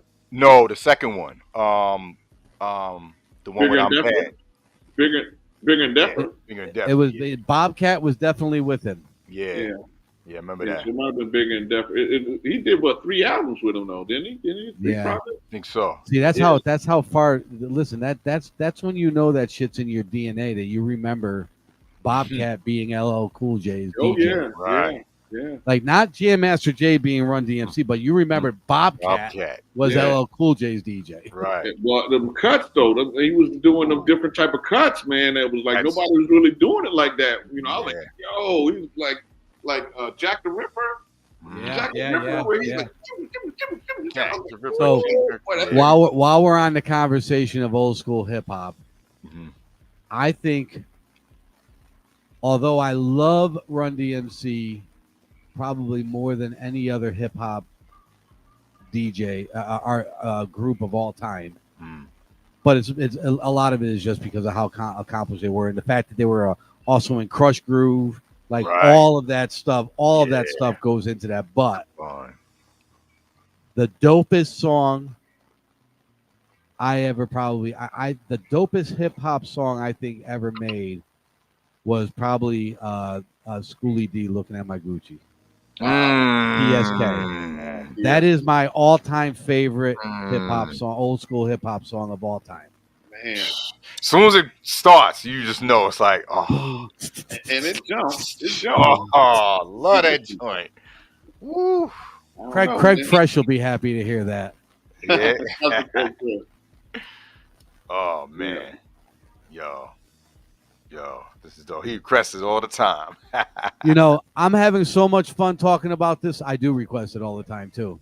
I don't even. I probably don't even need to request it anymore. I just go in there and say I'm here, and then he's like, all right, I know what to play. But I'm enjoying this conversation so much because, like, listen, we're a rare breed. Like, us guys that have been around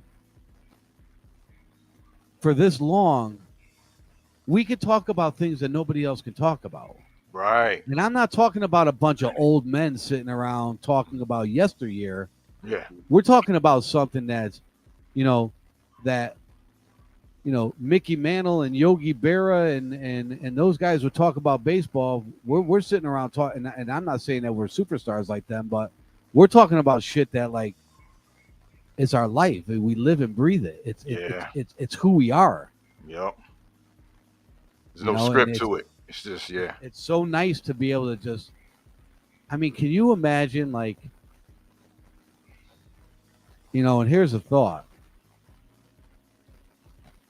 that we get a old school DJ reunion thing.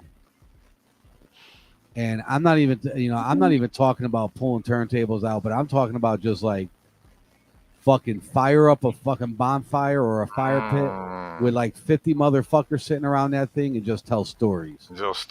Oh man, on live too, maybe. I like that, but we gotta play some music. Yeah, I know. I'll be itching like a crackhead. Like I don't bring no turntables. Actually, you know what'll happen is we'll be talking about it and it'll be like, damn, I wish there was some turntables here right now. Yep. Mad as hell. 50 of us, not one turntable. We gotta play some music, man. But especially like I know, like with Tiger, myself, and you too. We got gems that we're sitting on, right? We all got stuff that we play, but we still got like every now and then I'll go left and I pull out some stuff and they'll be like, oh yeah. Like you want to know what's crazy is you just said something, and I've been hearing a lot of people say it.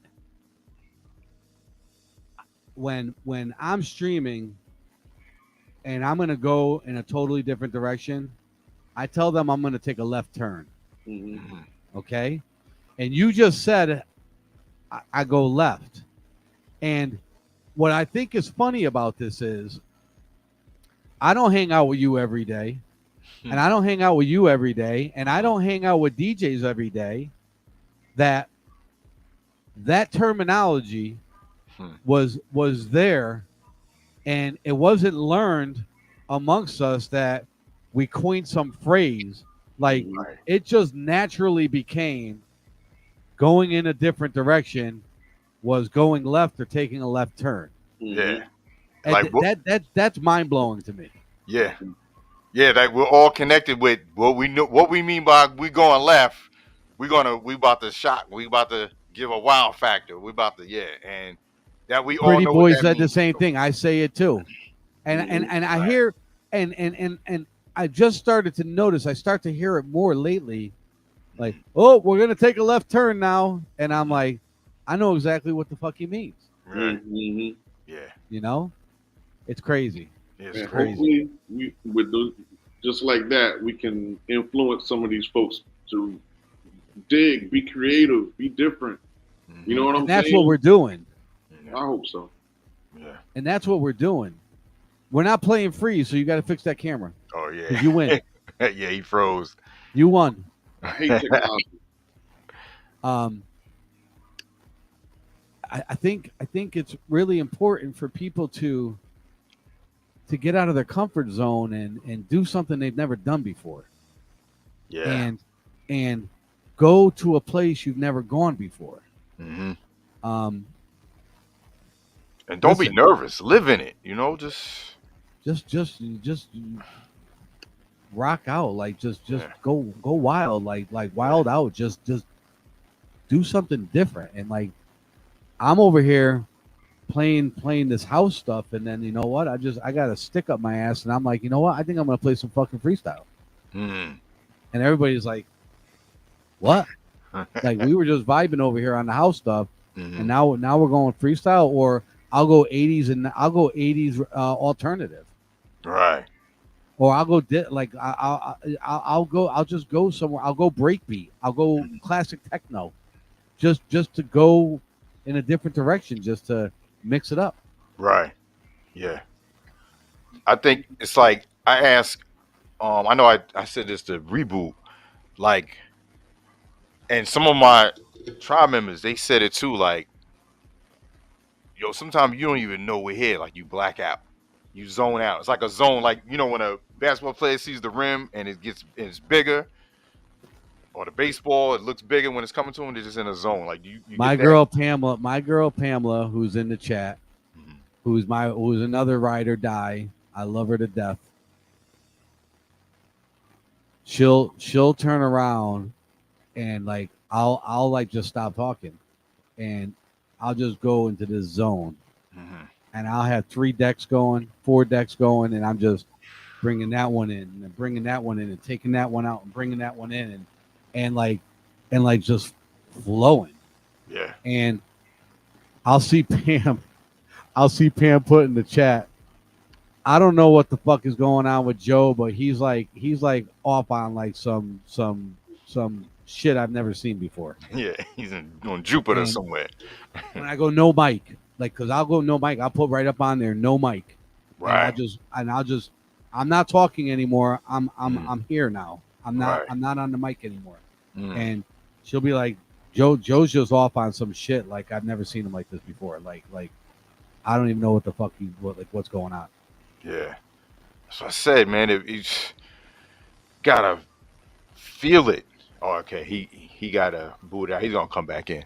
Like if you don't feel it, like I don't know what to tell these guys. You gotta the music it's gotta come in here, man. It's like I don't know. It's like you know. If you don't, like I don't know what to say anymore. It's like that feeling is unmatched. It really is. DJ Baby D says the original DJ from the Disco Disco Fever. Fever. Okay. Shout out to DJ Baby D. What's up, Baby D? Disco Fever. Oh my God. Love Bug Right? Starsky. All Right. of it. Are you kidding me? The Fever. history. Yo. Crazy. Yeah. I came back right in time. Yeah, Yeah, right. you did. Yeah, we was talking about the zone reboot. Like you just get in a zone and just like you just go somewhere and then you're not even talking for a little bit, and people in the chat are like, "Okay, You like going to a musical coma. Yeah, I Yeah. call that the bonus round. yeah, It is a bonus round, right? I'm always talking though. I don't care. I'm in the bonus round, but my mind's still yapping. I'm just, yeah, I feel you on that. Like, to me, that's when Stargate. Thank you. when you're in control of the crowd, you can take them anywhere you want, right? Yeah. So like when you got that going on, now you can say, okay, you know what? Now I'm about to hip y'all to some stuff. You know what I'm saying? And let's take this journey. So I think that's, we DJ, we understand like why we're playing what record when we're playing it. You know what I'm saying? Queen City, thank you, brother. Yes, Baby D, RP. yes, Love yes, Bug it's Starsky. me. Rest in peace to my fallen brother, Love Bug Starsky. Yes, Yeah, indeed. man. I remember the record label, the Fever. Remember the label with Fever on it and all of that, Yeah. man? Come on, man. Mm. I mean, Yo, props to Baby D. Like props to Baby D. Like that is like, yo, that's legendary status right there. Word, man. Man. City G with the bits. Thank you for the bits, man. Thank you. Yeah, thank you for the bit. I mean, listen, like my crew knows that I hate that word legend. Like it's just thrown around so much. I'm just Yeah, like just stop with the legend shit. Like legend is like Superman and Batman and Robin and like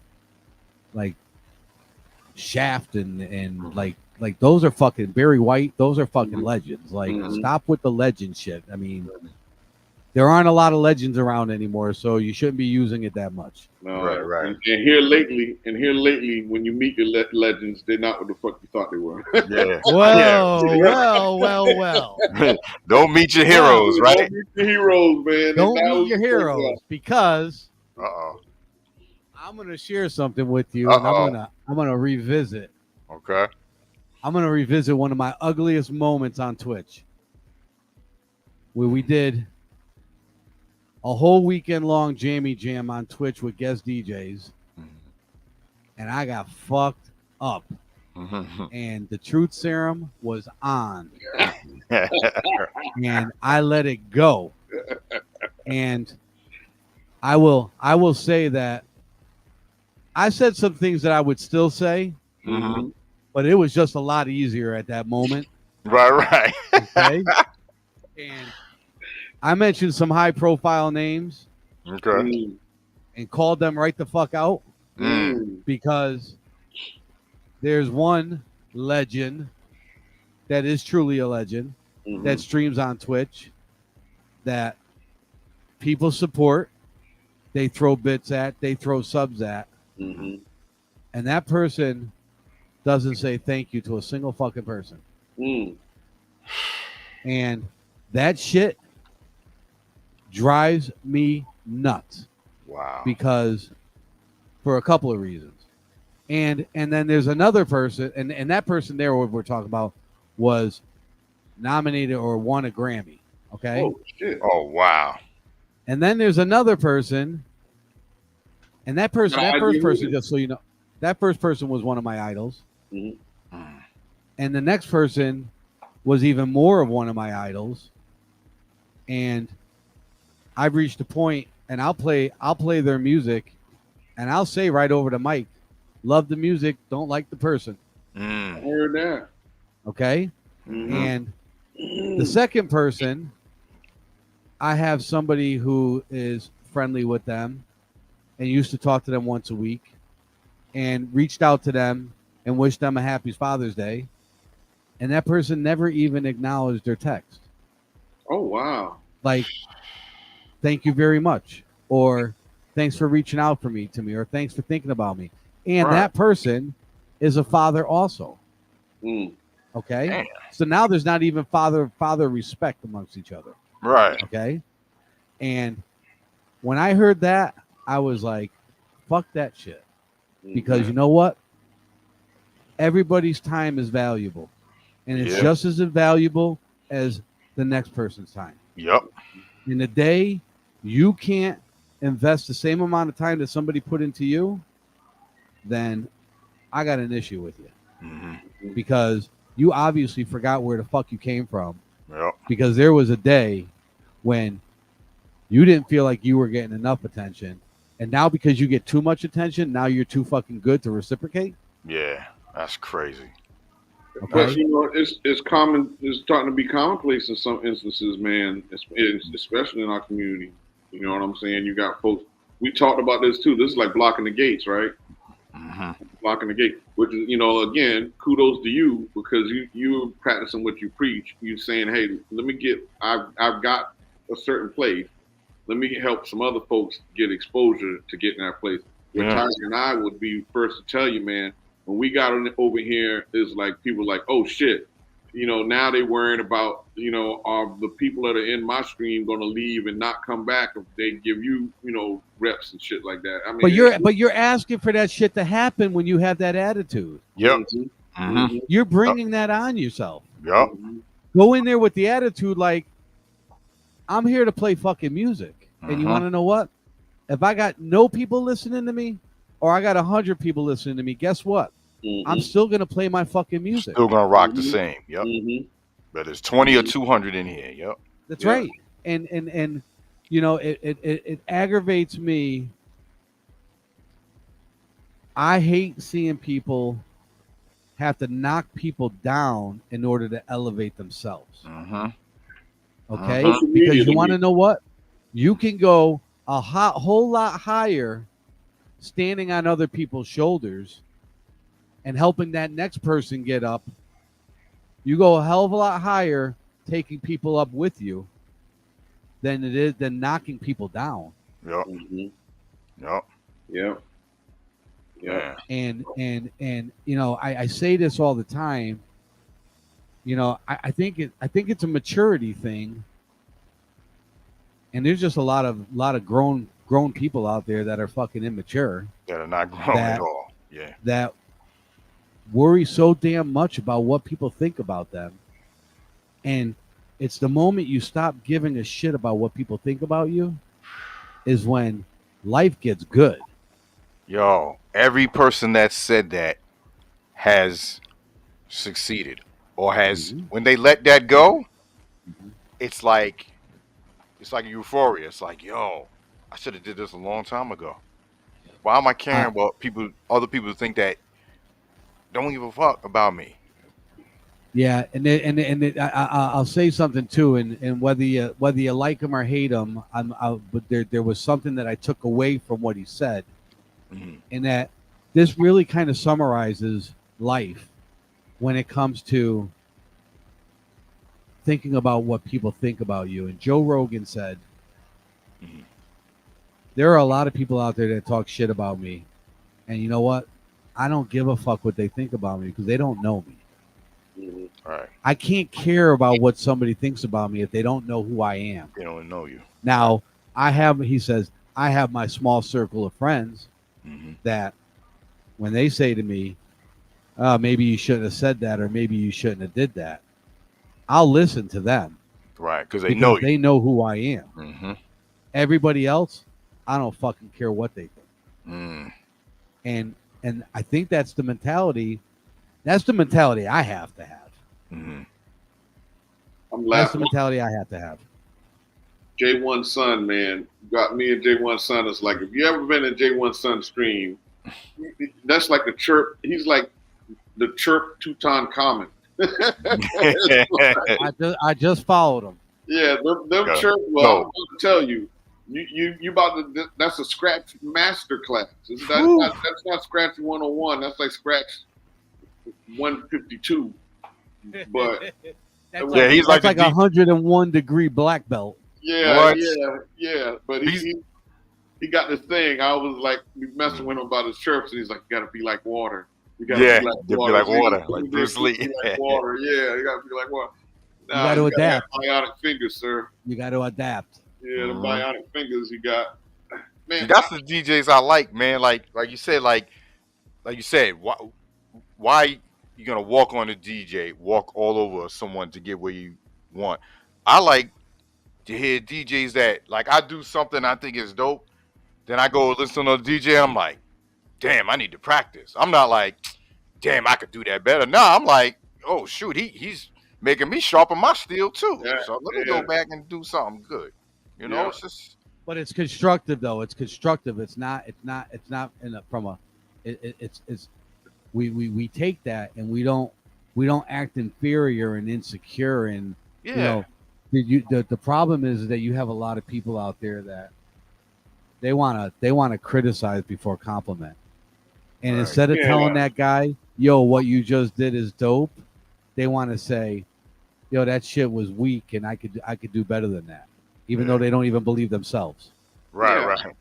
I believe we got our own style. Like J1 is a chirp dude, man, but you know, I mean, I got my own shit and I like my sets. You know what I'm saying? And, but I'm not going to throw any shade at him, you know. Like I mean, obviously you could tell, you know. But I'm like, I'm gonna rock in his, and when I'm in his set, I'm having a good time. I'm not in there like making rocks and saying, "Oh man, look at this motherfucker." I'm not there judging anybody. I'm there appreciating. I come to hear what is he gonna play, because the other thing is, all the technical stuff is nice, right? But let's be candid. All the technical stuff is nice, but at the end of the day, it comes out to the music. It comes out to the music that you play, and when you hear like a J1 say, "Yo, your set is like this, and this," or you know, whoever said, "Man, I haven't heard that song in a long time," or even I didn't even know they made a video for that song. You know, like when you hear that as a DJ, that's what we want to hear.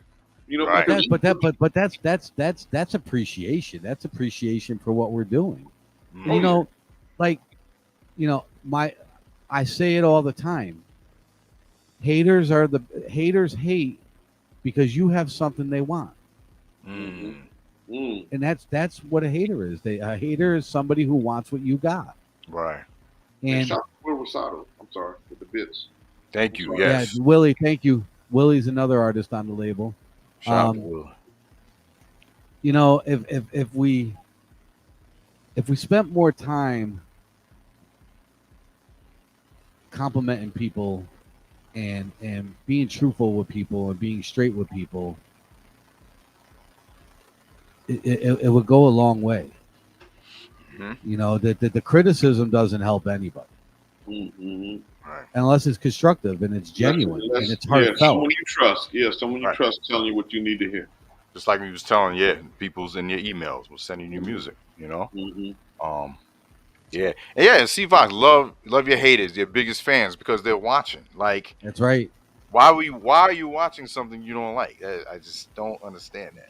It's weird. It's weird, right? And C-Vox has been around. C-Vox, I know C-Vox speaks from experience, and I got nothing but respect for her. And you know what?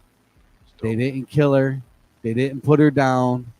They didn't drive her out. She just came back harder and stronger, and she's like me. I'm a fucking cockroach. You can't kill me. I just keep coming back.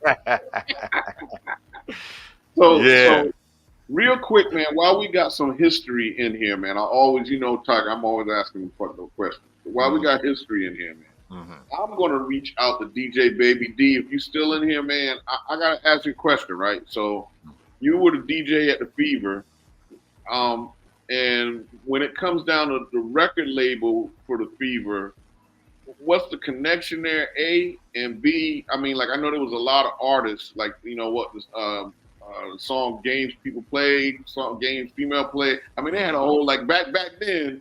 If you had one hit, you had a spinoff. You had a rock. That was the whole That was the whole Roxanne phenomenon. Yeah. Right. Roxanne's Revenge. I mean, you know, so like what was the relationship between the record label and the nightclub? Was it the owner of the nightclub owned the label as well? And if so, then were there DJs, you know, maybe like were there the acts coming in and performing like that? You know, just take a minute and give me a little bit of that history while we keep talking. I'd like to learn a little bit of that because, you know, for get it firsthand too, right? Get it firsthand. Yeah, you got that's valuable.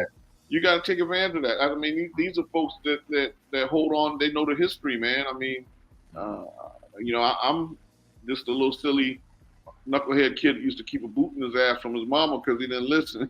but I want to know what was going on with all the stuff I was getting in trouble over, you know. So, oh man. Yeah, those were the building blocks. That was the foundation. Oh yeah. I mean, we used to. I mean, like everybody had their record store, right? So when y'all were talking about your first record, I hate to tell you what my first record was. My first record was the Crush MCs. Oh, something about Fresh? Yeah. F-R-E-S-H, Fresh, yo, that's Fresh. I had that on Profile Records, right? Yeah, but you know, at any rate, which we all know that's a New York staple, right? Mm-hmm. So it is. Yeah, but it didn't really play off that well down here. New York had its own language, and I tell you what, that's what I love about Craig Fresh. I want to just mention Craig Fresh. Like, I love listening to Craig Fresh when he plays because he plays all that, even the old and the new. He plays all of that New York born hip hop, right? Which is just different. And if you grew up on Fat Joe and you grew up on Nas and all those guys, you know, that's what Craig's playing, and I love that shit. And he just goes like he's playing a joint, and he just goes. And it's natural, like nonstop. Yeah. Big shout out to Craig. All right. So Baby D said it was both the owner had both the label and the club. Man, he had the market cornered there for a minute. He was on some James Brown shit. Yeah. Like James Brown, people don't realize, but James Brown owned every aspect of his music at one point. He owned the company that made the record. He owned the record. He owned the publishing. He owned the radio stations that played it, and he owned the distributing for all of his stuff. Man. Well, you know who else had that same business philosophy was Getty and Rockefeller. You know, you talking about some of the richest people in the world, and there's still old family money still floating around in this economy. Like Getty had the oil empire, and he not only owned the land that the oil was in, he owned the companies that made the machines to extract it. He owned the trucks that carried it. He owned the railroads that moved it. He owned the whole process. Every aspect of it. That's right. Money never goes down. Yeah, I think James Brown. I think they released a new unreleased song. I heard it. It was fire too. I didn't hear it yet. Yeah, I heard it. It's fire. I was like, I was downstairs with my wife, and I was like, "Yo, James Brown's still putting out bangers." They've been pulling some stuff out that it's like, I don't know. I think maybe the families are like, "Hey, we got this stuff over here that." Like if it never comes out, then nobody's ever going to hear it. And yeah, it's probably part of it's probably money, but the other part of it is that like that's the way they let that legacy live on. You know what I mean? Right. Yeah. Right. Especially if they got everything, you know, straight with the estate and everything. You know, like the Beatles. The Beatles just released a new song too. It's the same thing. Oh wow. Okay, I got to check both of those out. Fever record label was a part of West End and Buddha Records labels too. Okay. I don't remember Buddha Records though. You don't remember Buddha Records? Nah, me either. That was that purplish label with the Buddha at the top of it. Yeah, that goes back. I'll tell you what, that goes back to Casablanca Records. Okay. That goes back to Sam Records. Okay. Yeah, there's a whole group. I'm wondering how much of that Buddha stuff. Records. I'm wondering how much of that got down here. Some of that stuff probably didn't get down here. I think Peaches and Herb were on Buddha Records. Oh wow. Okay. I'm gonna have to ask my dad because you probably don't know much. Like I'm a second generation DJ, so my dad was a DJ in disco and all of that shit. So I remember Shaky Groove thing. I can't remember some of the labels. I can't even remember now. To be honest. Yeah. So Baby D said Gladys Knight was on that label, and you know what? 1000%. I remember that. And he was on Buddha Records. Yep. Wow. Yep. What if I got? Hold on. And Peaches and Herb was on that label too. Man, if you pull out a Peaches and Herb song, man, I'm going to get a beer. pull out a Buddha Records, man. Come on, Tiger. That's my dude record. Oh, I remember it was purple, but nah, this was soul. Oh, that's like the Whispers or something. Nah, this Gladys like Knight. Solar. Whispers or Solar. Yeah, Soul Records. Okay. Yeah, I thought I had that one. Yeah, man. See, but again, now what we're talking about is sharing knowledge and history amongst each other, right? That's it. Yeah. Yeah. So, are you pressing any vinyls with your label? I haven't yet. Okay. But I've got something coming out that there's a very good chance I might do a run of like 1,000. Oh wow, okay. My boy Adam Warp, who runs Whiskey Pickle, does a lot of vinyl, so I got to talk with him and figure he's the brain surgeon who does brain surgery, so I got to talk to him and find out, what's the best way for me to go, because he knows that shit inside and out. Okay. I haven't done any vinyl up to this point. Mm-hmm. I got something else I'm thinking about doing vinyl on too. The problem is that they've got minimums and yeah, if it doesn't sell, you're stuck with it. Yeah, right. Yeah. So shouts to Willie Rosado. Yes, Mike. He said Redux Saint and James Brown grandson put out a tech house record on Two Room. So the grandson had to wait for the family to release the vocals. Yeah, oh yeah, I posted that before. I'm gonna say one of those things that you're gonna be like, why are you telling them that? Mm-hmm. Again, okay, another. But the label. I'm gonna share something with you. The label up until recently was releasing a lot of original tracks, and I already told you like what's happened with the label, and it's not going to stop me. I'm going to keep doing what I'm doing, but at the same time, I'm not stupid. I learn from my mistakes, and I start to learn what works and try to do more of it. And then the other flip side to it is that this stuff is 30 years old, so what I've found in my learning process is you can do a cover of a song, and as long as somebody re-sings the vocals and you recreate the music and you don't sample anything of the master, you can release that track, and the only thing that you're required to do is give up the writer's side of the publishing. There's two sides to publishing. There's the writer side, and then there's the master side. Okay, and I won't get too technical about it, but as long as you give up the writer's publishing to the writers of the song, you can release that song without any legal ramification. What? You don't need permission from anybody. I think you just helped me.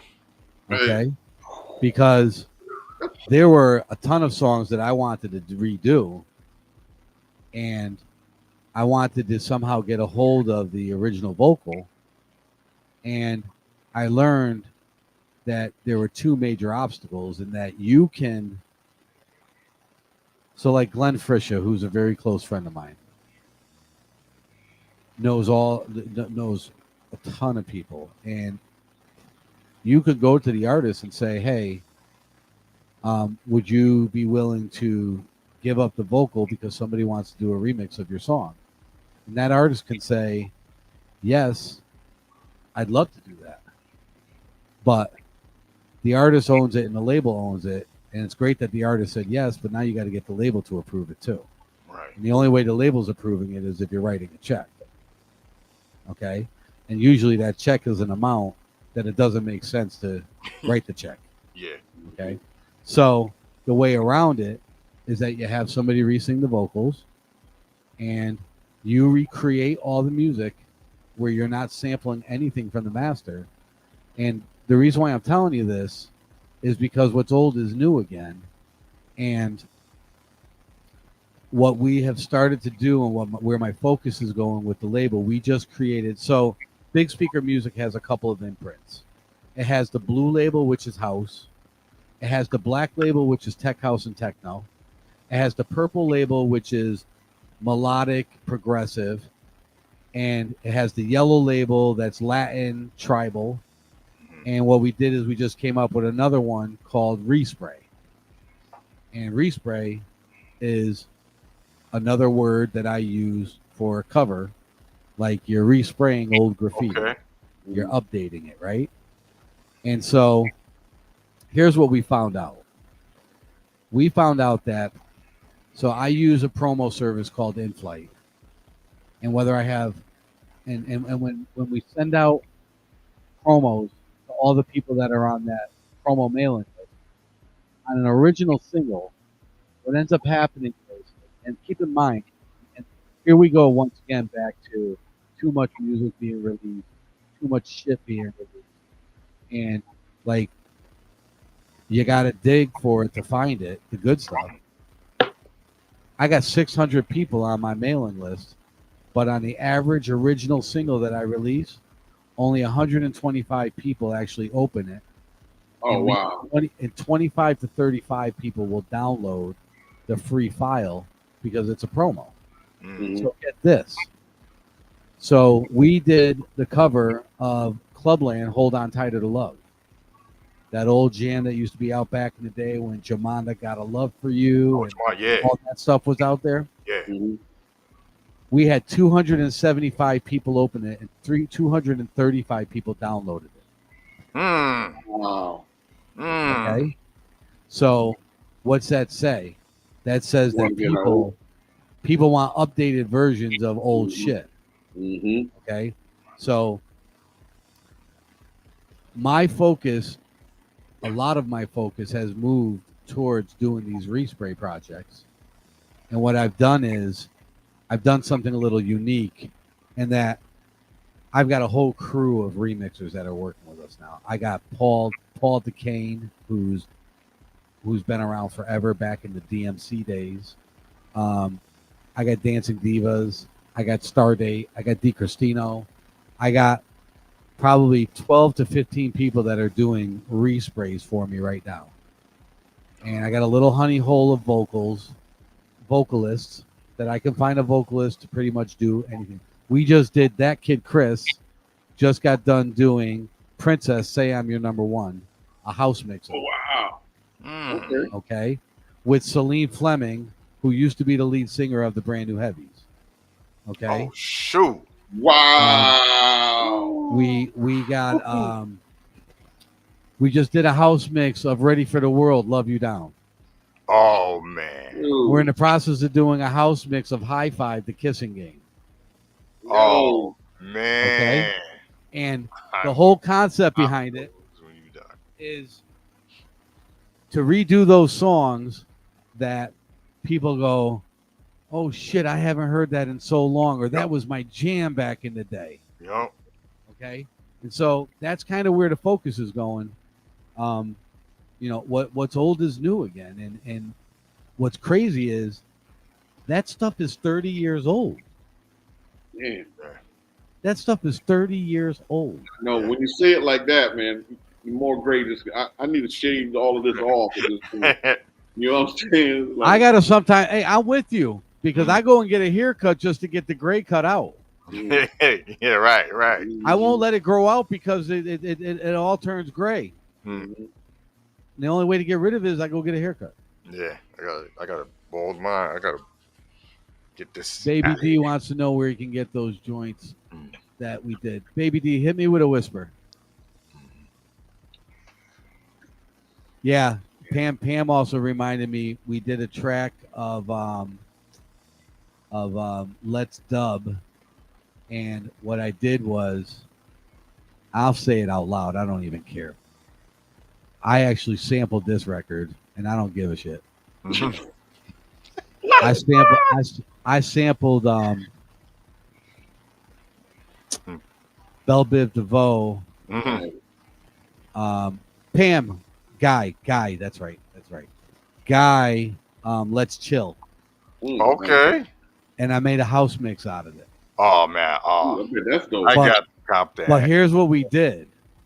It actually worked out really well because Let's Chill was a slow song and it was down around like 60, 62 beats per minute. Somewhere like that, yeah. So it worked out to 124. Right. That's the flip And what side. I did was I had my 124 house beat going and I double timed the vocal that I ripped over the 124 and I let it ride at the 62.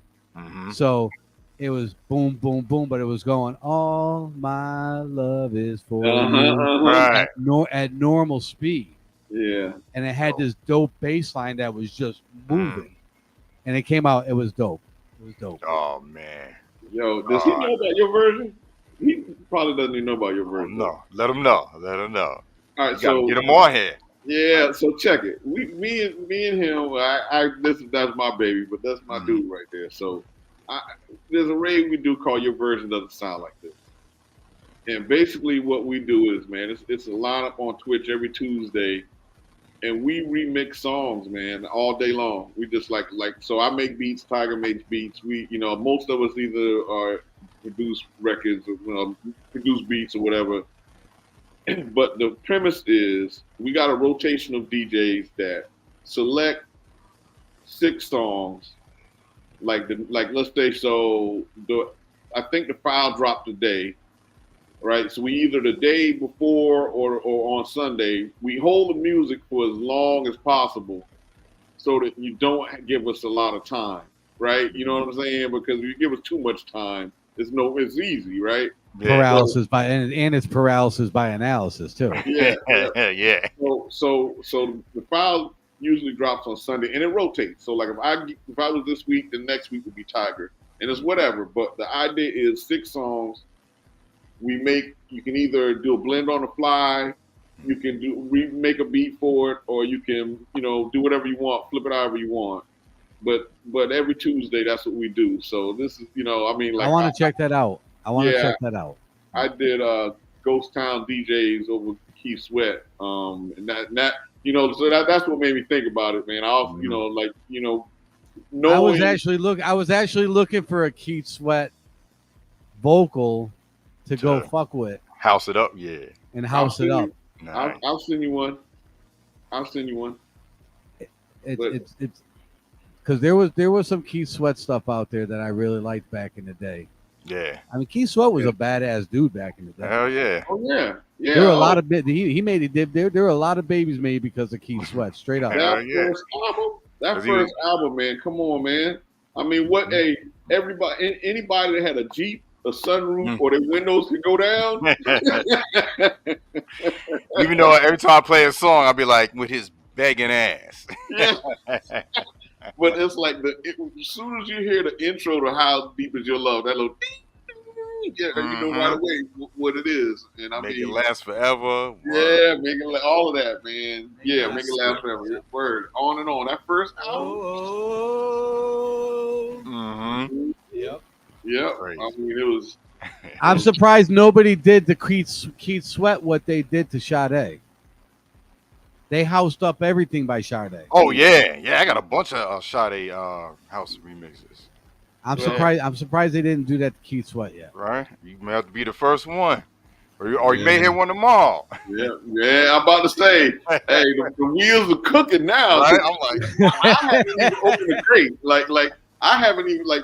I know. See, the funny part is Black Steel. Like when I was driving home, me and Black Steel was talking. So I know he looked at the crate. You looked at the crate yet? no, I haven't looked. Nah. Okay, so I know you're gonna be texting me in a little bit too when you look at the crate because like the crate is interesting. Okay. You know what I'm saying? I put it like that. It's interesting. It's like, but again, it's all love. But yeah, I you know, it's It's You fun, know what man. would be dope? I would like to see you guys. I want to challenge you guys to something. All right. I want to challenge you to either take the vocal from Play at Your Own Risk Ooh. or When Doves Cry Prince. and flip it the other way. Instead of me putting a 62 on top of a 124, take a 124 and put it on a 62. Ooh. Okay. So I'm Man, gonna I put that in just my wanted to phone say- notes because I'm old. I forget. Yo, no joke. If I pull up my phone right now and go to notes, there's 376 of those motherfuckers in there. Yeah, I got to delete shit in here now. Hey, I write the shit down, man. Y'all too high tech. I got so many notepad. notes in there. I got Yeah. so many notes in there that are all ideas Hmm. that I'll never get through them before I die. Right. Yeah, we gonna do it tomorrow, Tiger. Hey, you know me, man. I, like Queen You- City hey. blends on the fly. Hey, you know? so let me tell you what's funny about Tiger, Joey, is Tiger will not only have the song, he'll have a one-legged violinist from Japan that put out a music video for the shit. You know what I mean? And he'll have it like tomorrow. I'm like, what? The whole package. Yeah, and then all you have like some people playing kazoos in the background and all kind of shit. I'm like, man, you gotta be kidding me. I love challenging myself. That's like a challenging talent. myself. That's a talent. Yeah, man. And then I blame him. I say, look, ever since he started this, it's like he really inspired people to, really do something that they don't have. Like because, like I said, you could just take two things and blend it, But Mhm. I try to think outside the box, maybe add a visual to it because we're on Twitch. I just like being more creative like that, and I thank Reboot for doing that, man. It's like still sharp and still. Oh yeah. I would say, and that's part of what me and Black Steel was talking about on Shouts to Black Steel talking about on the way home was that, we've gotten to like it's 2 years since we've been doing this thing, man.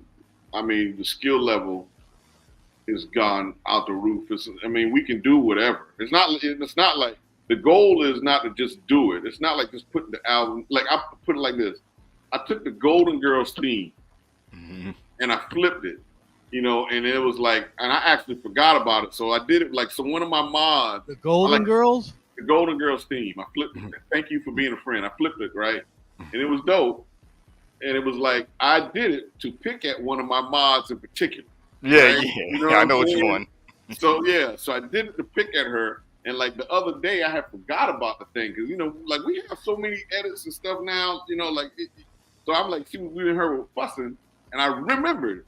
So I went back and I played it during the stream during the set. Man, I said, look, for you, I even made the Golden Girls funky, and it was like everybody was like, yo, it was dope, it was dope.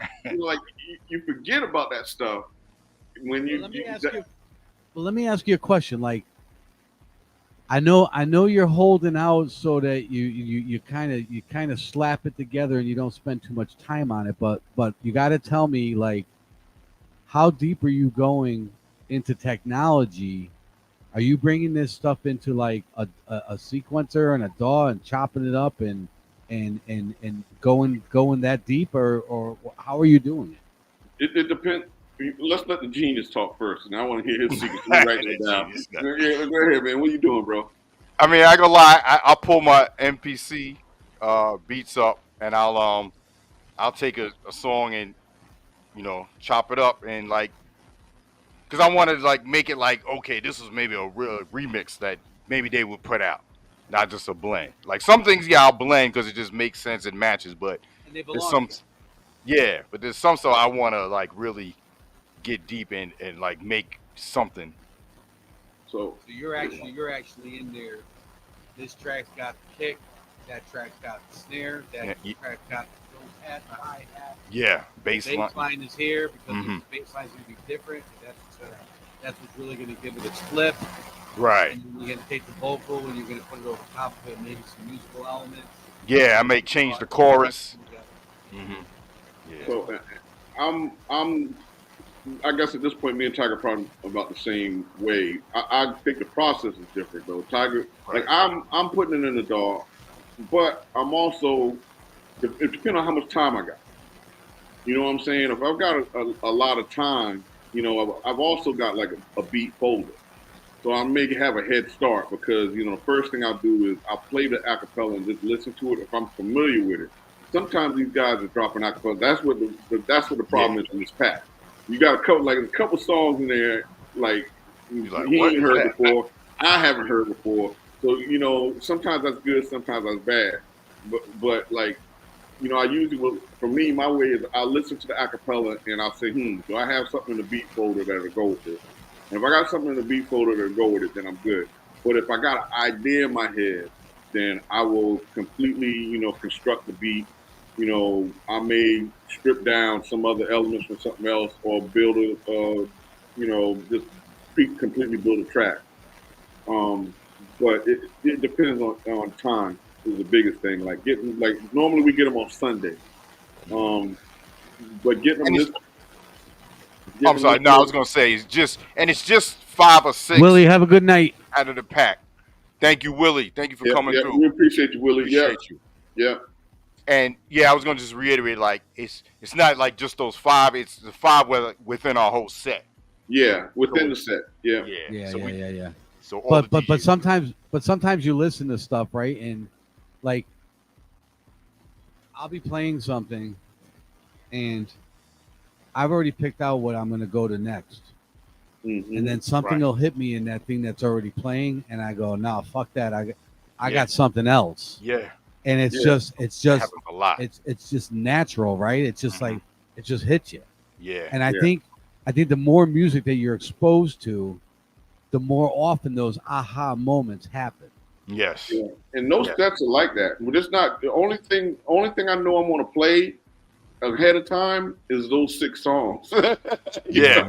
But where I'm going during it, anything goes. I'm basically, you know, what I try to stick to now, because like in the beginning, I was only doing blends.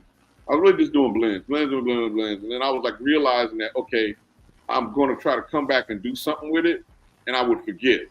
And you know, other people like, hey man, did you go back? I'm like, nah, I forgot all about that shit. So then I realized, okay, look, man, I'm making some stuff and folks are liking them, but I'm not making it a record or a song, so to speak. So, you know, I started getting back into making beats and just coming along the process. Now I'm making stuff for the club. So like what I'm trying to do, and I don't know me and Black Soup. I can't remember who I talked to about it. Now I'm old, but the point is that now, you know, I'm making stuff that when I go into a venue, I want that pop. I want that wow. I want that you ain't heard this before because we're old. What you're doing is you're creating that stuff that you can't do live, so that you can take it with you and you can still do it. Yes. Right. Yeah. Well, because let's be honest, we're old school DJs. We know that sounding different was how you got gigs. Mm-hmm. You didn't want to sound like anyone else. You wanted to have new, fresh joints of stuff that someone else didn't have because that's how you got booked. To cover your record with the white label. I'm gonna bring up another a name again that I've mentioned twice already. And I don't know if he's listening. He told me he's sick, but he told me that he was going to tune in. Mm-hmm. Glenn Frisha. I don't know if you guys know Glenn Frisha. No, but you did bring his name up. I remember. All right. Let me tell you a little bit about Glenn. Glenn, I will go so far as to say Glenn was one of the first and Baby D knows who Glenn Frisch is. Glenn was one of the first DJs to do remotes from nightclubs live on the air on the radio station. Nice. Okay. And what you guys are talking about, that's part of how Glenn got to be who he became, because he would go take shit, and he had a relationship with the labels because of the power of the radio station, that he could call Columbia and say, I need the 2-inch tape, the master, with all of the parts for Mariah Carey someday, and he would get it, and then he would take it in, and he would go turn it into something else, and it was a Glenn Frisch exclusive, Right. and we used to bug out because I would record that shit like I told you guys about with the reel to reel, and I would hear that and I would be like, what the fuck is this? And I'd go look for it and couldn't find it because Glenn was the only person who had a copy of it. He's the only one that had it. Yeah. Yeah. And let me tell you how serious he took his craft. He would go build that mix, and then he would go and print 2 acetates of it, so that he could play the vinyl in the club. Nice. Blowing people's minds. Because that was the only way he could play it out. It had to be on vinyl. I was wondering about that. I was like, because he wasn't going to go mix a reel to reel. I was wondering. I was like, you got a reel to reel in the back? I was actually wondering that. I was wondering where we going with this. I saw something crazy on Instagram. Someone doing it with a reel. I'm like, what's he doing? Kerry Chandler actually mixes reel to reels. That's crazy. I saw IG someone doing that. I've seen something crazy about that. And there was somebody else, maybe we're talking about the same thing. I saw somebody mixing reel to reels, and they were actually fucking scratching with the reel. Yeah. I think P-Rock reposted it. That's some crazy shit right there. That is some crazy. And it was dope. He was nice with it. Yeah, it was no basic shit. I was like, yo. Yeah. But shouts out to KG because KG used to be on that raid with us. KG was on a Connecticut, the hip hop radio station in Connecticut, and then he was also on our iHeartRadio too. Right. Yep. He was on your version for a couple months. Yep. A while back. But anyway, yeah. So I mean, I think your version has helped us with the skill sets, with the creativity, with the also being able to, with the background we have, we kind of know, this is gonna pop. This is gonna pop. I don't know about Tiger, but I know I feel that way. Some of the stuff I know, I'm gonna drop this. Yeah, like remember I was telling you about the Special Ed remix. I was like, yo, that shit, it's gonna be dope. And that only comes. King. No, I did a remix. Was it last Tuesday? A Special Ed's I Got It Made. Because I thought you were talking about. I was thinking Ed Lover because everybody thinks that's the Ed Lover song, the 45 King. Yeah. I know. I just really fucking dated myself right there. I know what you're talking about. MTV Raps. Right. Ed Lover days. Shout to Ed Lover in the forest. But when they played videos. when they were good for the culture. Yeah.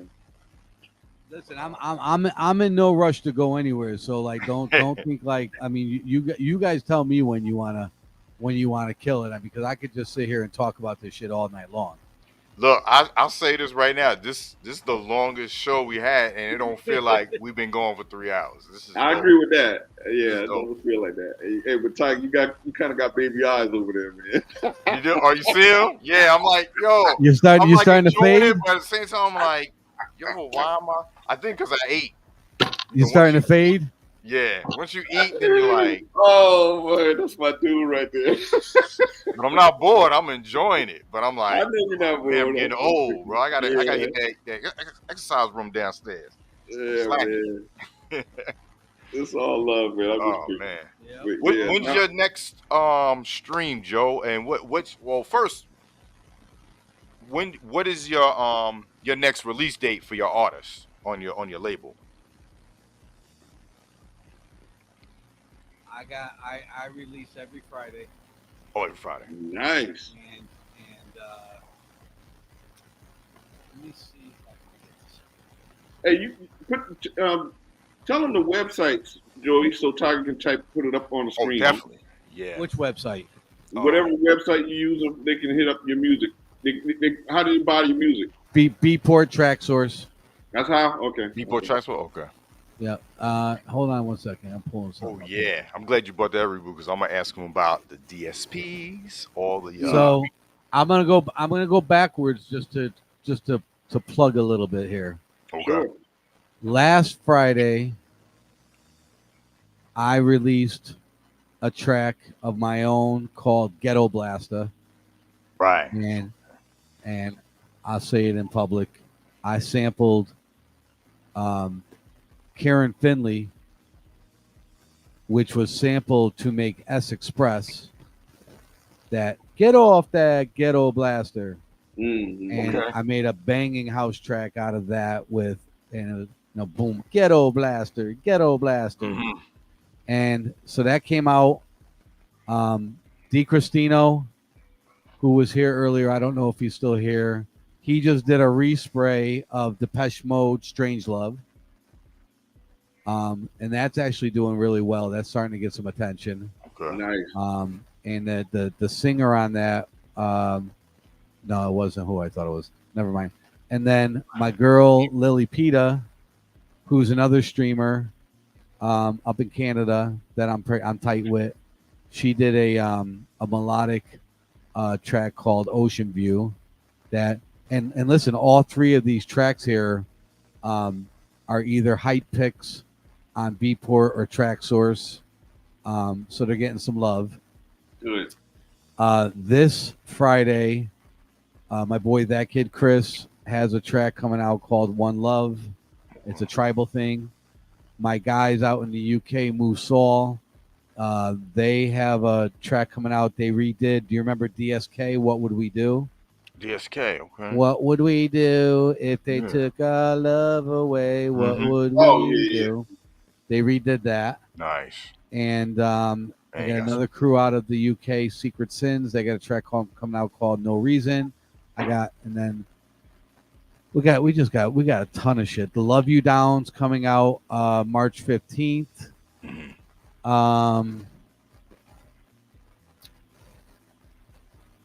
There was a classic song out back in the day called The Real Thing by Tony DeBart. We had that redone. We had a female re-sing the male part. That came out dope. Paul DeCane did that. There was another song that came out a while ago back in the day called Skin on Skin. We redid that. That's coming out in the near future. And then a track that is very, very near. Oh, and then I'm going to tell you about another one. A track that's very, very near and dear to my heart. And you know what? This has got a Twitch tie into it as well. Mhm. There was a group called Electronic, and Electronic was New Order, and you know New Order because they did Confusion. Mm. Confusion is where the sample "The Future Is Ours." Mhm. That's where that came from originally. New Order split up, and two guys went and created this group called The Other Guys. And the lead singer of New Order went and teamed up with the lead singer of the Pet Shop Boys. Mm. And they created what they named themselves Electronic. Okay. And they had a song called Getting Away With It, which was a really, really good song and a really popular song. So John Robinson, who is a streamer on Twitch, I had John re-sing the vocals to Getting Away With It, and we redid it. And that's going to come out in early April. And that's like a very, very important release. Do you guys also remember Don't Stop the Music? Oh yeah. What's Yeah. that? Well, we Yellow Peoples? redid that and made that a house version. Oh, dope. I've got somebody working on Yazoo Situation. We're redoing that. My guy Darren DeLuca made a house version out of Mary Jane Girls All Night Long. Okay. Chris did that kid Chris. You remember that kid Chris because he did that track Big Time back in the day. Big Time, yeah. Yep. Chris did the house mix of Princess Say I'm Your Number One. Okay. With Sulene. I've got a respray of Christopher Cross Ride Like the Wind that's coming out. Oh wow. Catchison, I don't know if you know Catchison. Catchison, we redid Regina Baby Love and had somebody re-sing that. We got so much stuff going on. I mean, yeah, man. Y'all about to put a stronghold in the game. I like it though. Yeah, man. We're you know, pedal to the metal and like running people over, backing up over them, and then run them over them again. Yeah, Staying active, man. But that's the best medicine, right? Is staying active too. You know, it's like you allowing yourself to, you know, just stay busy. Well, listen, I also run a family-owned and operated business that my son and I run that we've had for 7 years. Okay. I do that full time. That's beautiful. We sell it. We're a top 500 seller on Amazon in the United States. We're top 500. Nice. It's a big business. Yeah. So that's how I get to lose all that money running a record. right. There's the tie-in, okay? So then there's that business. There's running the record label, which is time consuming because you're listening to demos, you're doing contracts, you're loading stuff into the distribution platform, you're setting up all the promo and working with your people to make sure that everything is treated equally. Then there's the producing and remixing, and then there's twitching. And, you know, Twitch, listen, I stream 12 hours on Friday and 5 hours on Tuesday, so there's 17 hours out of the week. Right. Okay? But I probably spend another 17 hours in people's streams, supporting them, just being present and hanging out with them and establishing relationships. You know, this is the reason why, and I'm not bragging when I say what I'm about to say, but, you know, when you give, you get. This is the reason why when I stream on a Friday, and I'm not bullshitting, like this is a real number. Mike and Pam will confirm this. Mark will confirm it as well. I get like 30 fucking raids on a Friday from 1 in the afternoon till 1 o'clock at night. Some are 5 people, some are 800 people. Man, that's dope. So that's the give and get back, right? That's how it comes back. And you know what? My haters are like, you know, oh, the only reason why Joe's stream is successful as it is, you know, because he gets all those raids. And I'm like, that's right, motherfucker, because you know because he's a dope DJ, you idiots. Okay? They ain't raiding me because they don't fucking like me. Right? Yeah. I saw real quick. I saw when I came into your raid. I don't know if you remember it, into the stream, and I don't know. Someone said something, and it ticked you off. You was like, I think he wanted to request something, and he got mad, and you had to like put him in his place. And I was like, man, I was like, yo, keep just doing you, man. You know what? I do remember that, but it wasn't because somebody requested something. Oh. Somebody said something stupid, and I don't remember what it was, but like, you'll agree with me it was stupid. You'll agree with me it's stupid. Pam will agree. Mike will agree. Las Vegas Mark will agree. Like, it was stupid. Yeah. And I was basically like, listen, like, we don't roll like that here, so, you know, do yourself a favor and, you know, like, correct yourself, because we don't put up with that shit here. And like, if you keep it up, we'll just fucking bounce you. And then you, and I do remember you saying, Joe, don't worry about that shit, just do you, and, you know, just, you were basically like, you know, fuck them, don't worry about them. But I'm going to tell you a story, and I won't mention any names. The festival. I'm not going to get long-winded, but I got to give you context. Okay. So there's somebody who used to DJ at Studio 54. who streams on Twitch that I became very friendly with. Okay. And I have a lot of respect for. And at that time, Mark and Pam and Angie and the other 3, 4, and Mr. DJ Kenny and Renegade Tigers, they weren't modding for me. I only had I had 3 people. I had one person, and this streamer said, you know, I think you need some more mods because, and I was streaming 3 nights a week at that time, and I agreed with them, and they said, listen, you know, these 2 people, husband and wife, they mod for me. They're very good at what they do, and they're really struggling right now for money. You know, would you be interested? Would you consider having them mod for you? And my words to him were, if they're friends of yours and they need some help and I could use some mods, I'll have them come and mod for me. I could have went and got mods anywhere. Right. But I did it. I brought them in to help them out. Well, I started to see a pattern.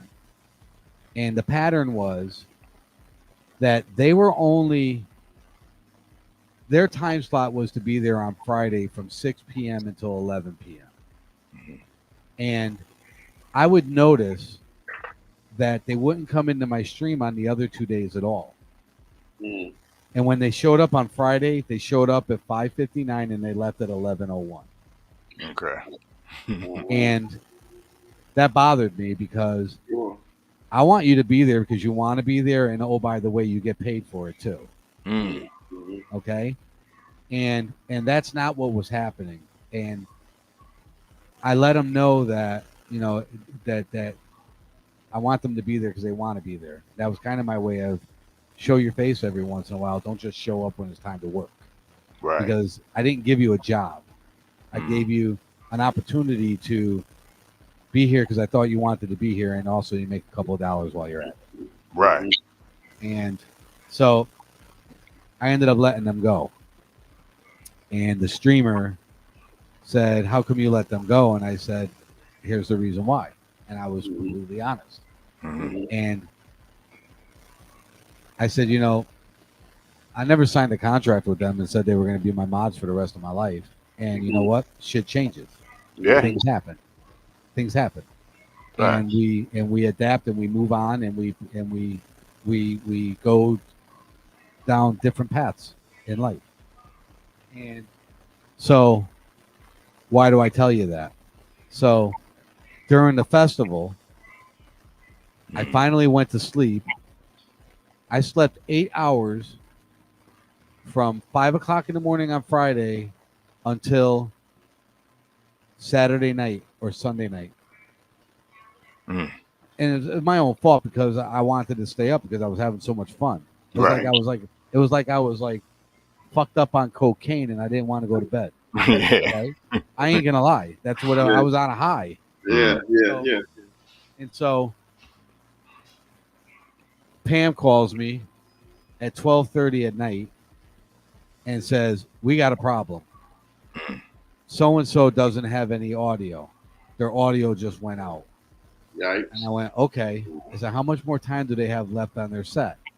She said, probably just a couple minutes. They went on at this time. It's like they've been on for like 28 minutes. So I look in and I see him standing behind his decks. I see the LEDs going, but there's no sound. And I'm like, all right, something's wrong here. I said, here's what we're going to do, Pam. We're just going to let Timothy's set play the way it is. Nobody's leaving. They understand we're having a technical issue. And we'll wait for the next video to start. And if there's still an audio issue, then I'll come out to the barn where my studio is and I'll figure it out. Well, while that's happening, some guy comes into the festival and he types in, who's this old guy with white hair standing behind the decks with no sound? And this person's my boy. At least I think so. And I said to the dude, we don't put up with that shit here. And I say, ban him. And they ban him. He's gone. Like you're not gonna come in and just the first words out of your mouth first is words. disrespect, Yeah, I hate right? that. Like get the fuck out of here. Yeah. So the set ends, and I type into the chat, I'm not sure what happened here, but obviously there was an issue, and one of the mods that I fired, they were in the festival while his set was playing, of course. It was the only time they showed up. They weren't there any other time besides when he played. And she says, I'll bet money that the problem was on your end because he would never send something like that into you that had a technical glitch where there was no sound at the end of it because he's a professional. Oh, that's what we're doing. Okay. Oh. Man, listen. Yeah. Okay. Right? And I was like, and I can't keep my mouth shut. Listen, I'm a counter puncher. Like right. You come at me, I'm punching back. I'm gonna fire something back. Yeah. All right. I that's just the street in me. I'm a counter puncher. I won't ask for it, but if you come with it, you're gonna give it. You're gonna get it. All right. And I fired back and said, well, I'm a professional too, so I don't know what to tell you. And they left. And you know what? This is what bothers me sometimes. And like people say, well, why do you care? And like, yeah, there's most of the times you shouldn't care, but there are times where you should care. Right. And you know what? And let me share something with you. A lot of people don't know this. I told you guys that I buy about 170 tracks a weekend. Okay? There's a very select handful of people that I put all those tracks in a Dropbox folder. Oh, nice. And I date it. And I right-click and copy that link. And I hit about 5 or 6 people with the link in a whisper to my folder that's on my Dropbox to say, here's some new music for you that you don't have to buy. Wow. As a gift from me to you. Man, that's he awesome. was one of those people. So he's a dumbass. That's what I call a dumbass. Okay. And what bothers me is that he didn't defend me. He didn't tell them. He didn't tell them, yo, you guys need to chill and we don't need to go there. Right. And the worst part about it is that I defended him from this bully that came in and attacked him while he was defenseless. Right. Because the guy was a keyboard warrior and is out there spewing his bullshit. And I was the only person who was in a position to put the clamp on him and shut him up and did that. And that's what I get back in return for looking out for you. Your minions got to run their fucking mouths and try to degrade me and insult me and disrespect me. Yeah. What I tell you, Tiger, this is something else I said about Twitch. Twitch bring out people's character flaws. Yep. Didn't I say that? Yep. It bring out their character flaws. Hey, shouts to YVet George Uno. YVet. What's up, George Uno in the building. Another dope mod. Mod extraordinaire, man. Hey, so Joey, let me tell you talking about from day one. YVet been with me. I'm a streamer for 3 years. YVet did a 6-month prison bid with just me and her in my stream till it might have been 3 months before Miss KZ came, before the world found out I exist. But she was there. A 6-month bid. 6-month bid. She was like, damn, this fella ain't gonna quit, is he? and that's what I tell people. I tell people, we haven't even talked about like what did you do to I guess have some success on Twitch, right? Like what did you do to have more than one person listening and it wasn't your mother or your brother or your sister? Right. And my opinion is that you just have to be consistent. And I talk to a lot of guys and they're like, I don't know what I'm doing wrong. And I'm like, well, you're streaming all different fucking days of the week. You're playing all different kinds of music. And you know what? You need to stick to one day, one time, one format. All right. And I'm not saying just play house. I'm saying 80% of it should be house, and then the other 20% go do whatever the hell you want to do with it. But let people know where you are when you're there and what they're going to get. Be predictable. Right? Like, there's no reason to be secretive on Twitch, because the more secretive you are, the harder it is. And the other thing is, don't think that you're fucking such a rock star that you're going to turn on your computer and everybody's going to come rushing to your fucking door. Right. Because that don't work like that. Right. You got to earn that shit. Definitely. So Yeah, that's the one thing missing. Well, see, that's the question now. That's what we were talking about. Do you have to earn it now? Because we live in a world where these folks manufacture likes and follows and bots. You got bots out there, and you got people like, this is my theory, right? This is where I go left. So let me preface this by saying the thoughts and comments by Reboot Radio are not endorsed by Full Blast Radio or Joe Ventura. You put a disclaimer out for every show. Hold on 1 second. Hold that thought. All right. If you want, put up a graphic that just puts that disclaimer up, so at least everybody can read it if they didn't hear it. Oh, I know, right? Yeah. You know, I'm gonna make one ASAP for the next show. Yo, bro, this is.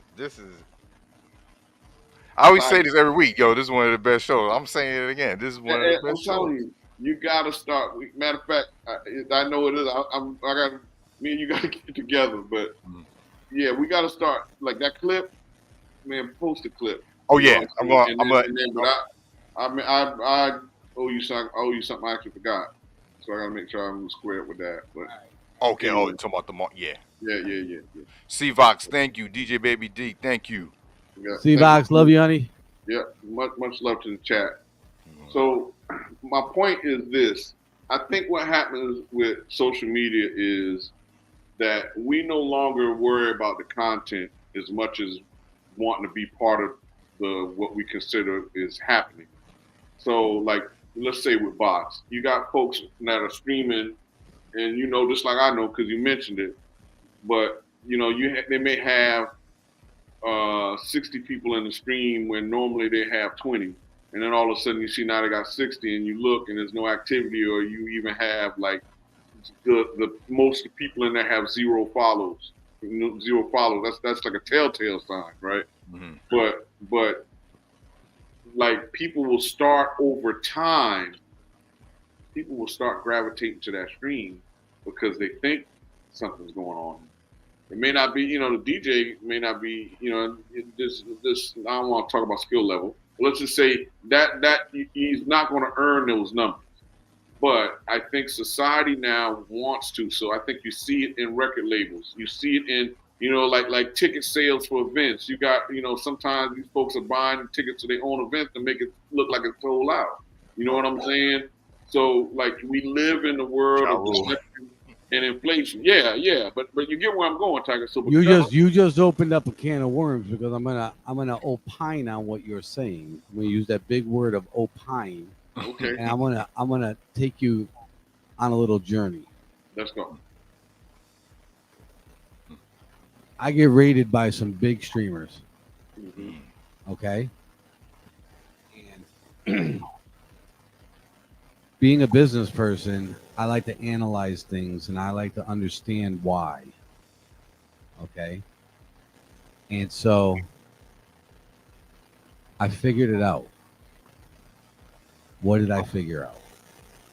I'm gonna tell you what I figured out by telling you this story this way. I know a girl who streams, who's a decent looking girl. She knows how to mix music. She knows music. She's got a good personality. She's struggling to get people. And I don't need to tell you as males that female streamers have a lot of success on Twitch because they're females, and also because I know, because I look at the data, 70% of the viewers that are in the music channel, which, just to let you know how much I know, is the 28th ranked channel on Twitch the last time I checked. That's how far down the totem pole it is. Okay? And how unimportant it is to Twitch. Okay? That the women, that 70% of the viewing audience on the music channel is male. Yep. Okay? And so I have somebody that I'll say is a keep your friends close, keep your enemies closer type of person. Okay? And there's a mutual thing that we have between the two of us. But I go back to the girl who's struggling, and I'm going to do some math for you, okay? You could buy 100 viewers from various platforms for like $20. Okay? Wow. So that means for $200 you can buy 1,000 viewers. Okay? And why would somebody do that? Somebody would do that because they will show up at the top of certain lists to give the uneducated Twitch viewer the perception that they are something that they are not. Okay? But we're gonna do some math now. I know that this particular person who does that and gets roughly anywhere from 1,400 to 1,600 people on their stream every time they go live,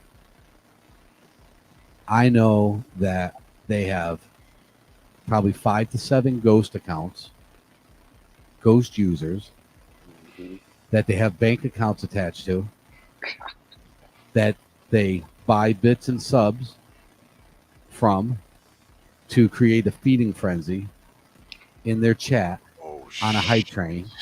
Wow. To drive activity to get outside money in. Okay? And because they're females, because she's a female, and 70% of the viewers that are in there are men, there becomes this whole my dick is bigger than your dick. Okay?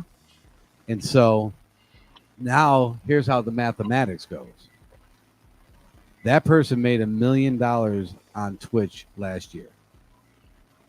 Okay? God. But I'm going to tell you that between all the viewers that they bought and all the fake bits and subs that they subbed and bit themselves, it probably cost them $500,000, but they still made $500,000. So they spent $500,000 to make $500,000. They spent $500,000 to make $1 million, and they netted $500,000. But even if they netted $250,000 and it cost them $750, who gives a shit? Okay, because it's still $250,000. Right. Okay. Jesus, man. So, and I know this because I'm going to share something with you. That girl that I started talking about earlier, I went to her and had a conversation with her, and I said, we're friendly. I've met her in person. I said, you're having a hard time, aren't you? And she said, yeah. She said, I don't know what to do. And I said, listen, I got an idea. We didn't do this. I'm going to just state for the record that we never executed this, but it was discussed. And I felt that I knew enough about it that I could do it and be successful. I knew I couldn't do it with myself, nor did I want to do it with myself because I want to stay authentic and genuine to me. Right. But somebody like her, she's like, fuck it, I'll do anything. Because she loves to stream and she loves to play music. And I said, you're going to have to dress a little bit more provocative. I said, I'm not being a dirty old man telling you that you got to get naked. We're talking business here. Okay? You unfortunately have to resemble eye candy. Yeah. There's no other way for me to tell you that. And what we're going to do is we're going to form an LLC. I'm going to be X%. You're going to be the other remainder. So you're an equity partner now in the LLC. So you have an equity interest in what we're doing. You have ownership. And I'm giving you ownership because the harder you work, the more you're going to make. And it also ensures me that you're going to stream at least 3 nights a week because that's what's going to be required of you. And you're not going to get all that equity up front. You're going to have to earn that equity over time as we reach milestones. I'm going to earmark this much equity for you. And once we hit all those milestones, you will own all that equity. And here's our agreement. And we were going to go and we were going to do it. And it just never transpired. But I go back to what's being talked about and what was originally brought up to spark this part of the conversation is that you got a lot of people out there that are doing unethical things to fake it to make it. Mm-hmm. And I don't have a problem with faking it to make it, but there's a line. There's a line, I think. And when I say fake it to make it, listen, here's what I mean. Any business that I ever started, I made sure that the name of that company sounded bigger than fucking life. Right. It was the United States fucking horseshit company. Okay? I sounded official. I sounded national. Okay? Or I was horseshit worldwide. Right. You know, incorporated. That's faking it to make it. You got a lot of people out there who start businesses and they've got beautiful fucking websites and they're a one fucking person operation. Okay, but they look like they're a Fortune 500 company. Okay, that's faking it to make it. Okay, so, but I will tell you, and I did my research and I watched these people, and I know that's what they're fucking doing. And wow. here's the best part. You can go look at your stream summary and go look at the graphs on that stream. And here's what I see. I see my numbers running along and I see that raid come in. And in 1 hour, that entire raid evaporates. And I'm right back to where I started. And I'm going to tell you something that happened last week that totally fucking confirmed what I was thinking. I always felt that if there were 1,400 people in that stream, I questioned whether it was 200 to 400 that were actually genuine people. Right. This person's been streaming for 3-4 years. Okay, so of the 1,400, how many of them are real? And I said, okay, they're popular, maybe 200 to 400. Well, there was a glitch on Twitch last week. And they rated out, but they didn't rate me. They rated somebody else. And when they rated out, on the left-hand side column over there, because I follow them, they were stuck with 218 people. But they rated out. They rated out their entire stream. But the left-hand column over there was saying there was 218 people in their stream. And I am 1,000% convinced that those are the 218 people that were real in that stream, and all the other ones don't fucking exist. Wow. Dirty game, man. Yeah, so I mean, you know, so when you know that kind of information, and like just for me, and I mean, Tiger knows I had that conversation a million times. I stick to my guns. You know, I'm like, I'm not gonna bite the apple. You know what I'm saying? I'm gonna stay in the forest butt naked, just do whatever. But you know, it's like it. But it is frustrating. Like it goes back to our now we're full circle back to our music industry problem, where you want the fan to demand better.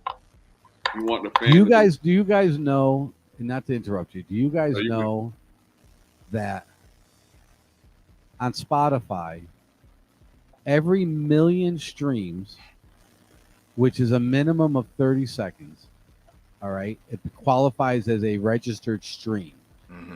Every million streams is equivalent to $7,000. Yep. Okay. Do you know that there are I'm not even going to say server farms. I'm going to say cell phone farms. Oh, I saw it. You I saw the saw it on video? Vice. On that too, yeah, I've seen something like that. Yep. Crazy.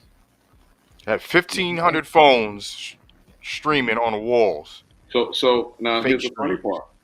That's why, and now when you got those fake numbers, and now you're trying to have a fucking concert. That's what. That's how you know. Now you can't sell out the concert. You You can't can't figure out fill what half the happened, venue, right? but it's showing Yeah. there's a million people, listening to you. Yeah, but they're not. Those people don't exist. Isn't it interesting though that when we grew up, the people that were having concerts were the people who were on the radio? Mm. Okay, Hmm. I see a lot of people that are on the charts on TrackSource and Beatport, and they're not playing out because they're fake stars. Right. You know, there have been a lot of people and a lot of labels that have been banned from TrackSource and Beatport because they were able to prove through IP addresses that people were buying multiple copies of a track that was released just to push it up a chart, because all of those charts are sales based. And isn't it the same when the labels would buy records? You know, when they were selling the vinyl records, they're doing the same thing with streams. The labels are buying the streams to make their artists look more bigger than they are too. Yeah, those are inflated numbers. That's what I'm getting at. Now when you're trying to plan something, you don't know what your real numbers are. You don't know what your real base is. You don't know what your ticket sales are, because the numbers that you're looking at to base it on are all fucked up. It's fictitious. Yeah. So I mean, that's the downside to me. Like I'm hoping, like I said before, man, the consumer gets hip to what's going on to some degree. Like I think, and you said something very interesting, Joey, about, Twitch is more than music. They demand more from you than just music from the DJ. Like, to be candid, old school DJs, like we, party over here, ain't shit over here, left part, the same box cookie cutter. We didn't do a lot of crowd, participation in the early days, but now the Twitch stream demands that. Hey, how was your day? How are you doing? How you doing? And I'm okay with that. I mean, acknowledge everybody that comes into the chat. Right. Yeah. Now that's par for the course, and then you start to get into visuals, and you're trying to, okay, what do you do when you get a 5-piece, and all that stuff, and so it's more to it. And now you got shenanigans. Now okay, what's the shenanigans going on over here? I was telling my man, I heard the fucking word shenanigans so many times now in the last 4 months. And I'm like, Jesus Christ. But it is what it is. That is the beast. But the beast does not even have to be authentic anymore. You know what I'm saying? Like, or at least in the Twitch environment. You know what I'm saying? I'm gonna share with you how unimportant the music channel is to Twitch. I'm gonna give you two observations. They just had the Twitch Awards, Twitch Streamer Awards, right, the same weekend that we did the festival. Mm-hmm. And I went into Liquid Todd's chat. I know Liquid Todd. And I said, and he was doing because Twitch sent out an invitation if you were interested in restreaming the award show. Yeah. So they were trying to get all the streamers to replay it so that they could get that much exposure to all those viewers. They had almost like 260,000 people on the main channel watching. And I went into Todd's stream, and I said, hey, what's up, Todd? And he says, no, he says, we're here restreaming the award show. And I went, cool. I said, what time do the music awards come on? And he says, he goes, there are none. And I said, what do you mean? He says, yeah, there's no awards for the music channel for any music streamers this year. I said, then why the fuck are you restreaming it? Yeah. Like, fuck are you doing? Like, why are you fucking supporting the machine that doesn't support you? Wow. And he was like, and you want to know what? I actually watched him like Listen, Todd's a bullshitter, and he blows a lot of smoke. He inhales his exhaust better than anybody else I know. Okay, and I actually saw him be real for one moment, and he was actually dumbfounded, and like you could see, like it you hit could him. see, like he just asked himself, "Yeah, why the fuck am I doing this?" Yeah. Okay. No, that's wow. Like is that a slap in the face? And then here's the best part. And now I speak to you as a record label and as an artist. Okay. Amazon owns Twitch. Amazon owns Amazon Music. So why the fuck hasn't the technology been put into place so that every time I play a song or you play a song or Mike plays a song or whoever, there's an automatic identification technology in place that automatically puts into the chat, this is the artist, this is the song, this is the label. And, oh, by the way, here's a link to Amazon Music if you want to buy it. Mm-hmm. Man. Mm-hmm. Listen, I gotta have. I dropped out of high school my sophomore year, but I'm not stupid. Right. But like, how the fuck do I think of this? But a multi-billion-dollar company hasn't fucking figured this shit out yet. Yo, I love that. I'm about to figure out how to do some of that to help my own shit. What? Man, my brain's going a mile a minute right now. I'm gonna keep it a buck. You have dropped so many jewels in here tonight. For anybody that missed this stream, shame on you. And you know what? Keep doing the same old raggedy shit you've been doing. you dropped some stuff in here tonight, man. Woo. And matter of fact, this broadcast is on my YouTube, and I'm gonna download it just in case the powers that be like, oh no, he's dropping too many jewels. You got to suspend his account, because it wouldn't be the first time.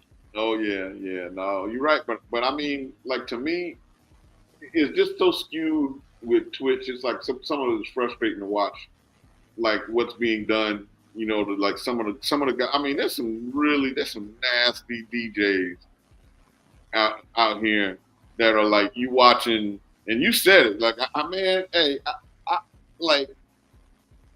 So I'm not gonna name names, right? But I guess if I start telling y'all this story, you'll know who I'm talking about, right? First, let me check and make sure my wife ain't listening. You know. Okay, so we good. All right, so there is this. Well, I don't even think she streams on Twitch anymore. It was a chick out of Australia somewhere, right? And it was a pretty decent DJ. But at one point, somebody like hit me up with like, yo, check this out. It was like 300, 400 people in there. And, the chick is basically in a bikini. You know what I'm saying? And I mean, it's full of dudes and they're so thirsty, man. The ground is sticky when you walk in the chat room. You know what I'm saying? and then it's like, but, I don't hang around. I bounce. And then let's say like a month or two later, I'm up late, and streaming again. When I come back in, this chick is now sponsored by Rain. She's got the exact Rain setup that I got in here. That's like I spent several $1,000s for, and it's got Rain in the corner and yada yada yada. And I'm like, are you shitting me right now? And then there's people out here that's saying it's harder for a woman to make it. And I'm not gonna go. I'm like, are you shitting me? Wrong. Yeah, I'm like, I'm not co-signing on that. I just don't say anything, but I'm just like, yo, it is not harder. There may be some things that you don't want to do, but if you want to make it, you can make it. If I go out there and stream with my ninnies out, there ain't gonna be no, 400 people in there trying to see what I got working. Let me share something with you. My cameras intentionally don't show the Pioneer logo on the back of my decks. I heard that. Intentionally. You're gonna sponsor because you know what? Pioneer never did a fucking thing for me. Right. Man, I gotta get with that. Right. I gotta get with that. Because I'm gonna tell you, it pissed me off. Just keeping it in the buck, it pissed me off. I was like, dude, really? Y'all gave her? Because that's not what she had. Like, they came in, they cleaned out her stream and gave her, $5,000 worth of DJ equipment. You know what I'm basically? I was like, are you shitting me. Damn it. So, I mean, the reality Steve Disco Newsom and I were really close, and we joke around, and we said that we were gonna create a. And listen, this is all just stupid banter amongst friends, just being funny. Mm-hmm. We said that we were gonna create like the Twitch Unplugged Foundation. Okay. And we were going to go around and just unplug people. Snap the cord out the outlet, right? Because they shouldn't have been streaming. Yeah. You come back in 6 months. You come back, we start band, give them a time frame. Go practice, come back in 6 months. Clean house. DJ Baby D says it's a loan. It's probably might have been on loan. Shit. What do you mean it's a loan? Yeah, okay. I appreciate your optimism, and I got some property, some beachfront property I want to sell you in Brooklyn. You know what I'm saying? I'm like, nah. I mean, they came through and redid the whole stream. And what loan package is that, man? I ain't never seen no loan package that was, came with. They actually cleaned up the stream, gave you visuals, gave you all this other shit. I mean, it was like. But think about it though. Even if they did loan it, like they still are doing like this is a disservice too. Like, you know what I mean? Like, I don't know. Huh? Make that person earn it. Right.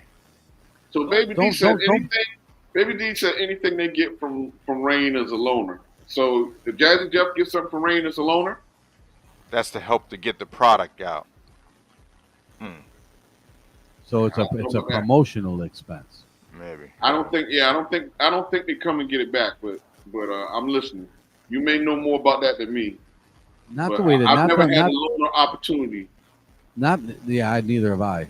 Yeah, so I can't speak on it. You can speak on it, baby.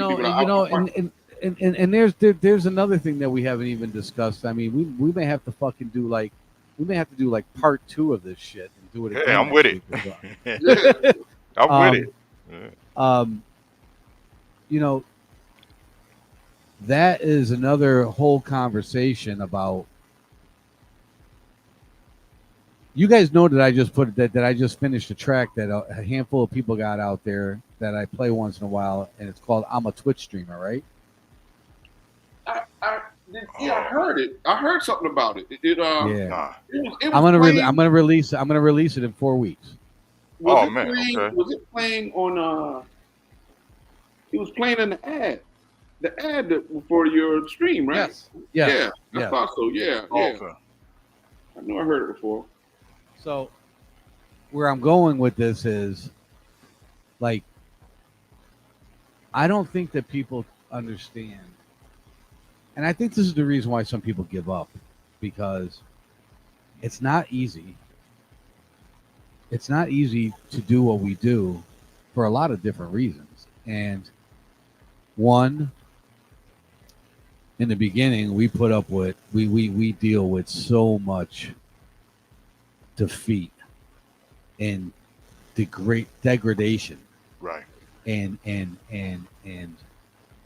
low self-esteem and questioning who we are, like who we are, like do I really suck that bad that like 2 people came into my stream and stayed there for like less than 3 minutes? Like, do I suck that bad? I knew I shouldn't have played that song then. Maybe if I played something else, they would have stayed, right? And then the amount of money that we invest in our equipment to stream, and putting up with them fucking cameras and making sure that our green screen's right, because they're a pain in the ass, and every time we fix something, we fuck it up even more than it was before we fixed it. Right, pixelated and not clear. All the money that we spend on music, and all the time we spend buying that music and finding that music, and doing our graphics on OBS and all that other stuff. I mean, like, I just don't think that people like truly understand like what it takes to do what we do. Before you click live, yep.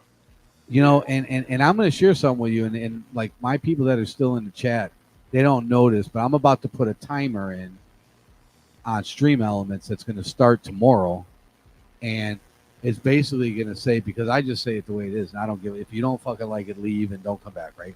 Mhm. It's going to basically say, I put out more in support to other streamers than I take in, because that's what I choose to do. Right.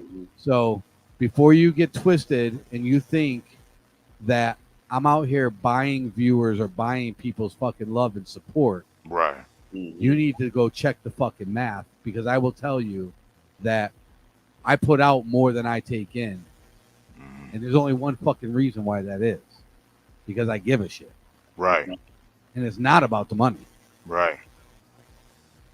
It's about the support. It's about the support. Yeah.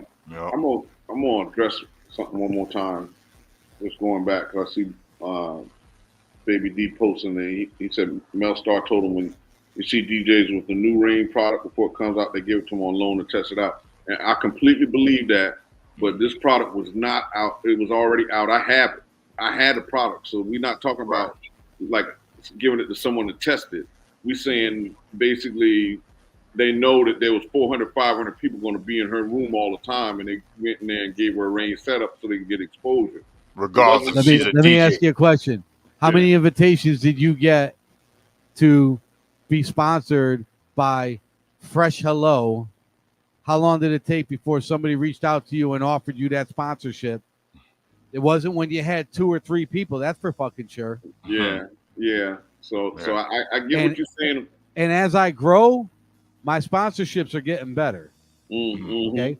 Now I moved up to some other meal plan that cost even more money.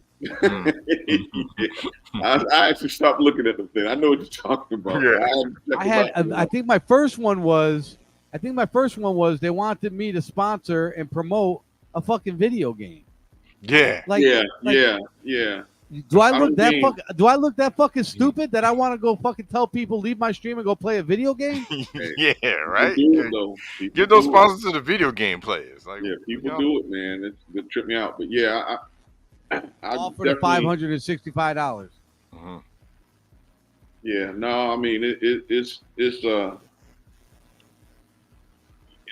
you know, I mean, it is what it is. But yeah, I just wanted to clear that up. I get what you're saying about people getting brand new products, and they'll usually go to they'll go to a Mel Star or a Jazzy Jeff, or they'll go to somebody that's right. You know, because that's who you want. You first of all, you want to have a review from Jazzy Jeff or Mel Star, or whatever, on that. But right. You know, I can't tell you the chick name, but I can tell you what she looked like. The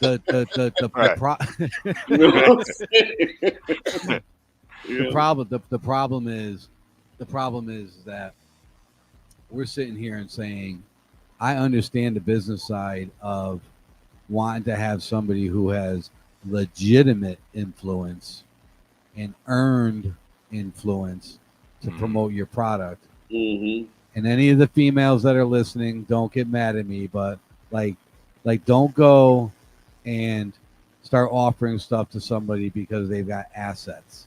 Mm-hmm. Right. Okay. Because assets don't make talent. Yeah. Well, to me, be mad at the woman that's doing that. Like Rain should have went to DJ No Nay. Yeah. That's what I'm saying. Like, so that was my point. That was my original point, was that there are DJs that are females that got skills. The female DJs are saying they can't get no work, or they taking the cheap route out by DJing in a bikini or whatever. That's where the problem should be. It should, you know, I mean, you got to look at that. You got to say this person is not willing to do like the time. See, you know, Joy know, I know, Baby D know how much time it takes behind the scenes to get good at this crap. And then some of it is you got to have a talent about it, because like we said before, you may be dropping it on the 3 because you can't figure out where the 1 is. And you ain't gonna make it in this game. Listen, I ain't gonna lie. I'm still learning to do shit, because you know what?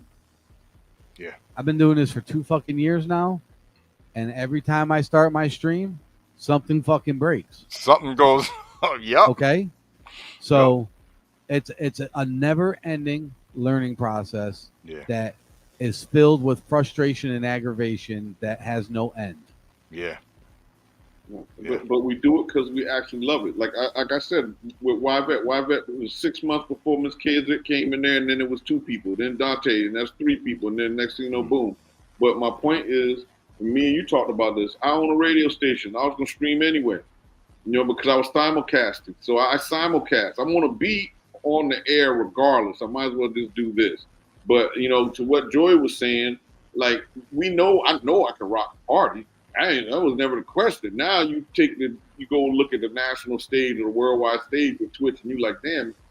First problem is you don't get crowd feedback, right? Whereas in a club, you get crowd feedback right away, so you kind of know where you're at with your set and where you're going. You got to learn how to master that and then project that energy out. So there's all these different factors that some folks get it faster than others. Some folks, if you bring a radio pedigree to you with you, then you obviously going to bring followers immediate, and you're gonna grow. Some of us, I mean, it is what it is. But like this thing here, it challenges the merit of what you're made of.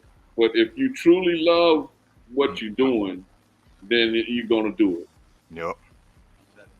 You said it. And you know what? I had a new streamer. The little journey I went on with this person. And he started streaming. He's in Australia or New Zealand. And says to me, what kind of advice do you have for me? And I said, here's my advice. I said, play music because you want to play music. And oh, by the way, you also turn a camera on too. Okay? And the day you are playing your music and the fact that there's only one person listening to you and that bothers you, then stop doing it. Mm-hmm. Do it because you love to do it. Mm-hmm. Do it because I'm going to get up there and I'm going to play music because I want to play fucking music. Mm-hmm. And you know what? It might happen fast. It'll probably happen slow, but you keep doing you and keep being you. And you know what? Eventually, your people will find you. Yep. And you'll have a community. Mm-hmm. And maybe your community never reaches more than 10 people. Okay? But the fact of the matter is it's your community, it's your people, and they appreciate what you're doing. Big fact. And that's all that matters, because the truth of the matter is at the end of the day, you were only doing it to play music because you loved music in the first place. Mm-hmm.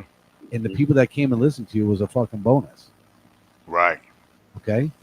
So, listen. There's a lot. Listen, I've been in this game for a long time. I mean, I've been DJing in clubs and promoted raves and everything else. And you know what? There's a lot more bad and negative in this thing that we do than there is positive. And we still do it. And we still do it. And we still do it for all these years, knowing that we're going to get kicked in the dick and get kicked in the face, and people are going to shit on us, and they're going to burn us, and people aren't going to appreciate, and they're going to criticize, and they're going to fucking hate. But you know what? We keep doing it.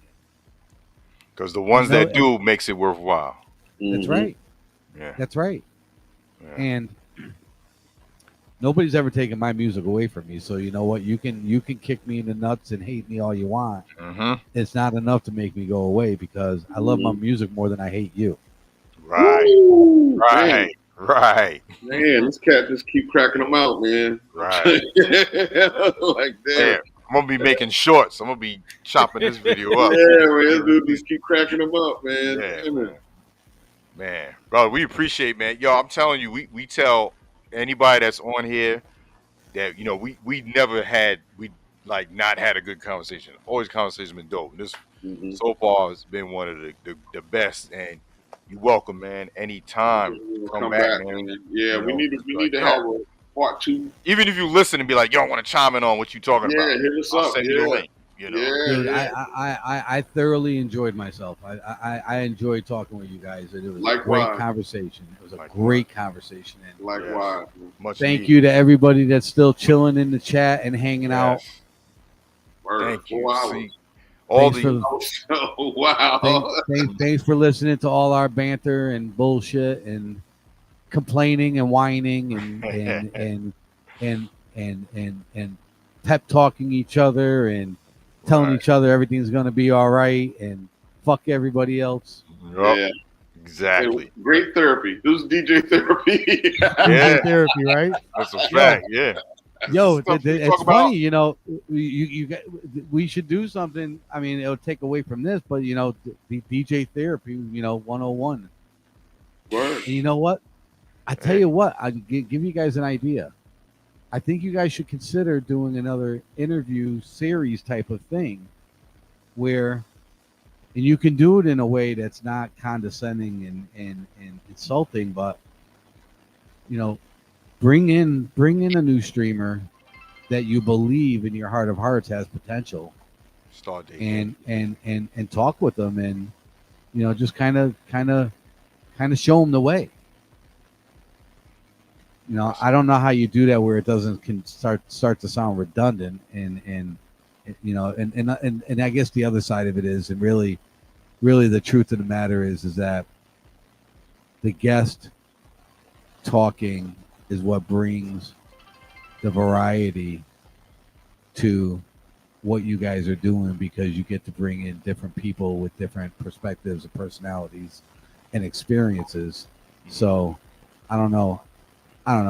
That was just like a stupid idea that fell out of my mouth. I should have just kept I my don't mouth know if shut it when was that a was. stupid idea. I'll say Not this. at all. I think the challenge is the person coming in has to be humble, you know, like to come in and open to say, Yeah. okay, look, I may have XYZ skill set, but in this terrain, you guys are, you know, weathered soldiers.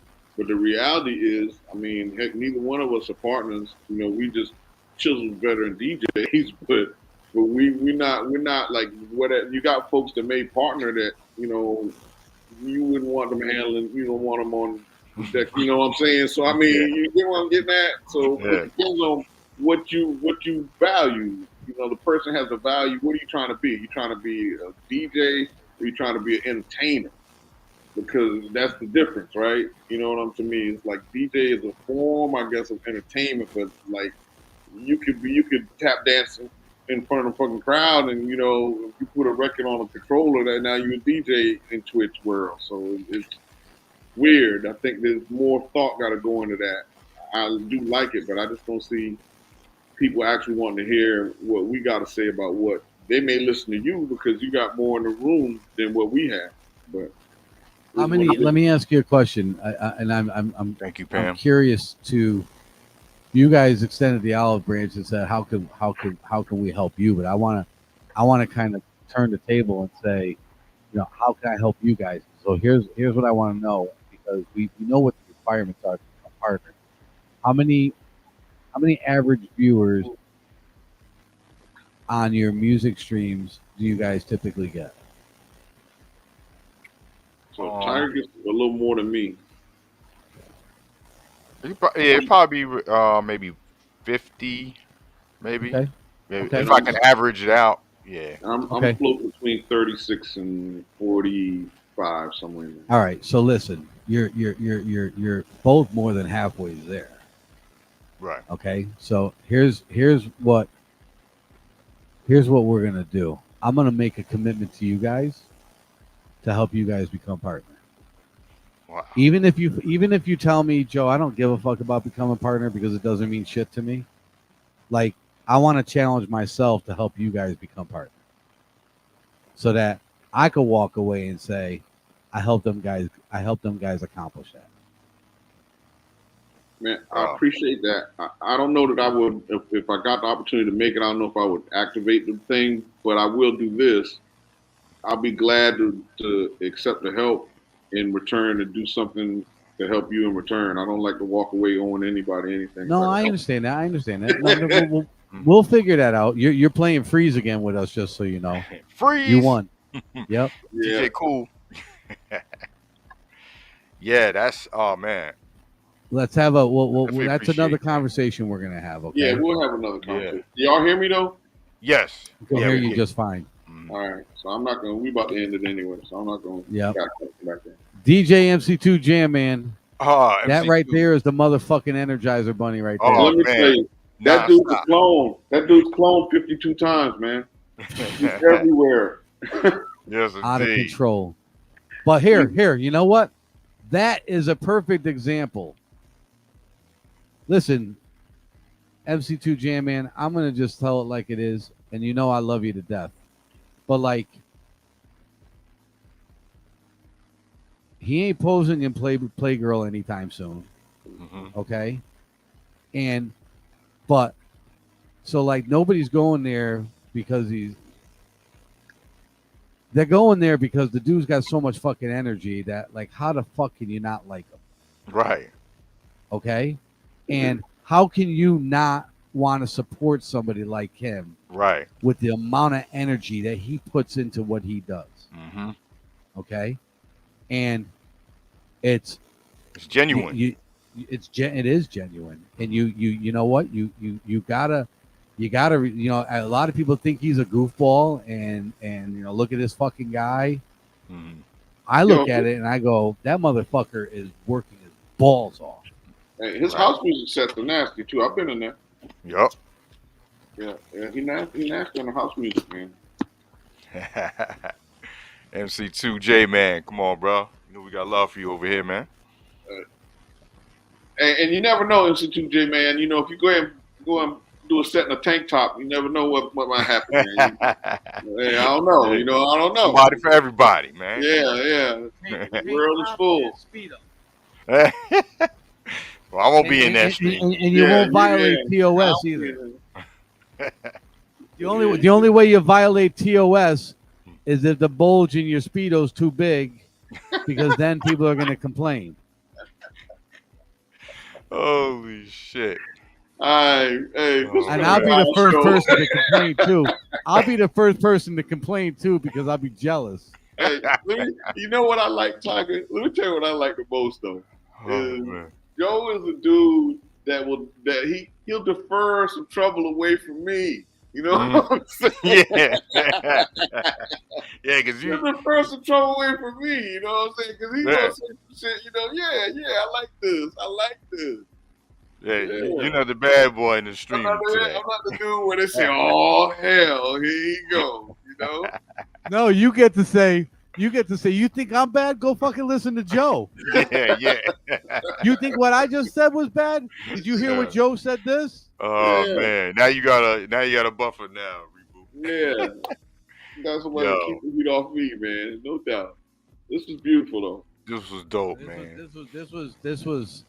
This was awesome. I had a great time. And thank you. Man. I had a great time, period. So me too, man. Remember, you got the open invite, man. So I mean, like, even if you know, if we're like, because we do try to all aspects of music. So we're interviewing rappers, we're interviewing, you know, whoever, whatever, you know, related to all things cultural to real DJs matter.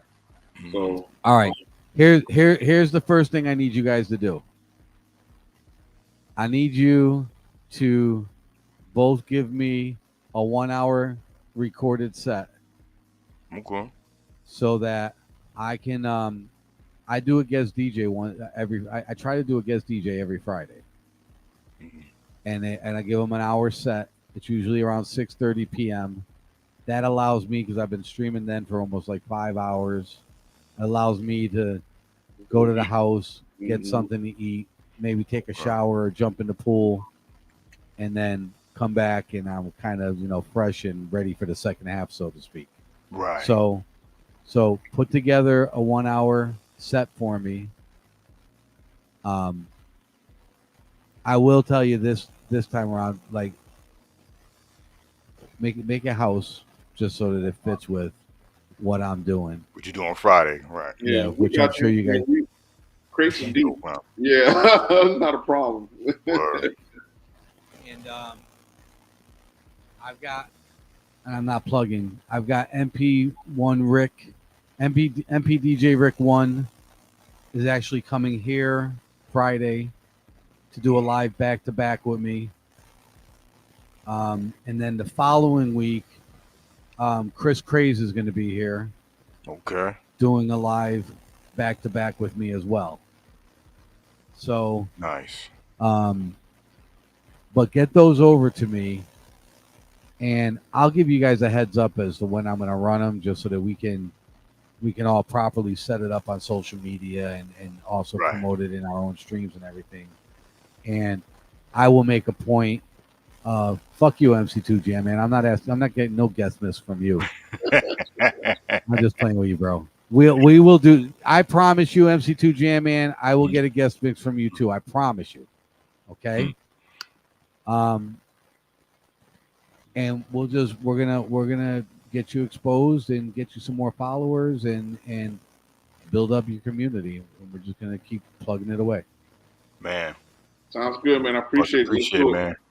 Yeah. All right. Much appreciate. Yeah. Let's link up, man. And yeah. And like we said, man, this anytime. Yeah. Like real DJs matter. That's the motto. All right. Cool. Woo. Chat room. Thank y'all so much. Love you guys in the chat. Thank you.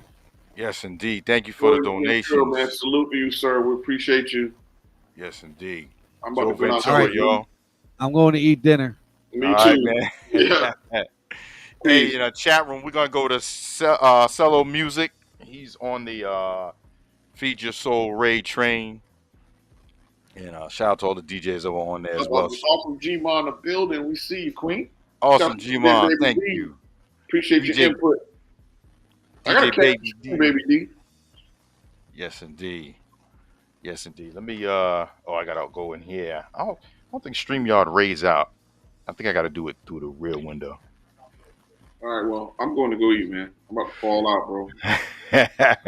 Brother, I appreciate you, man. Much love. Peace. Much love. All right, Joe. See you later.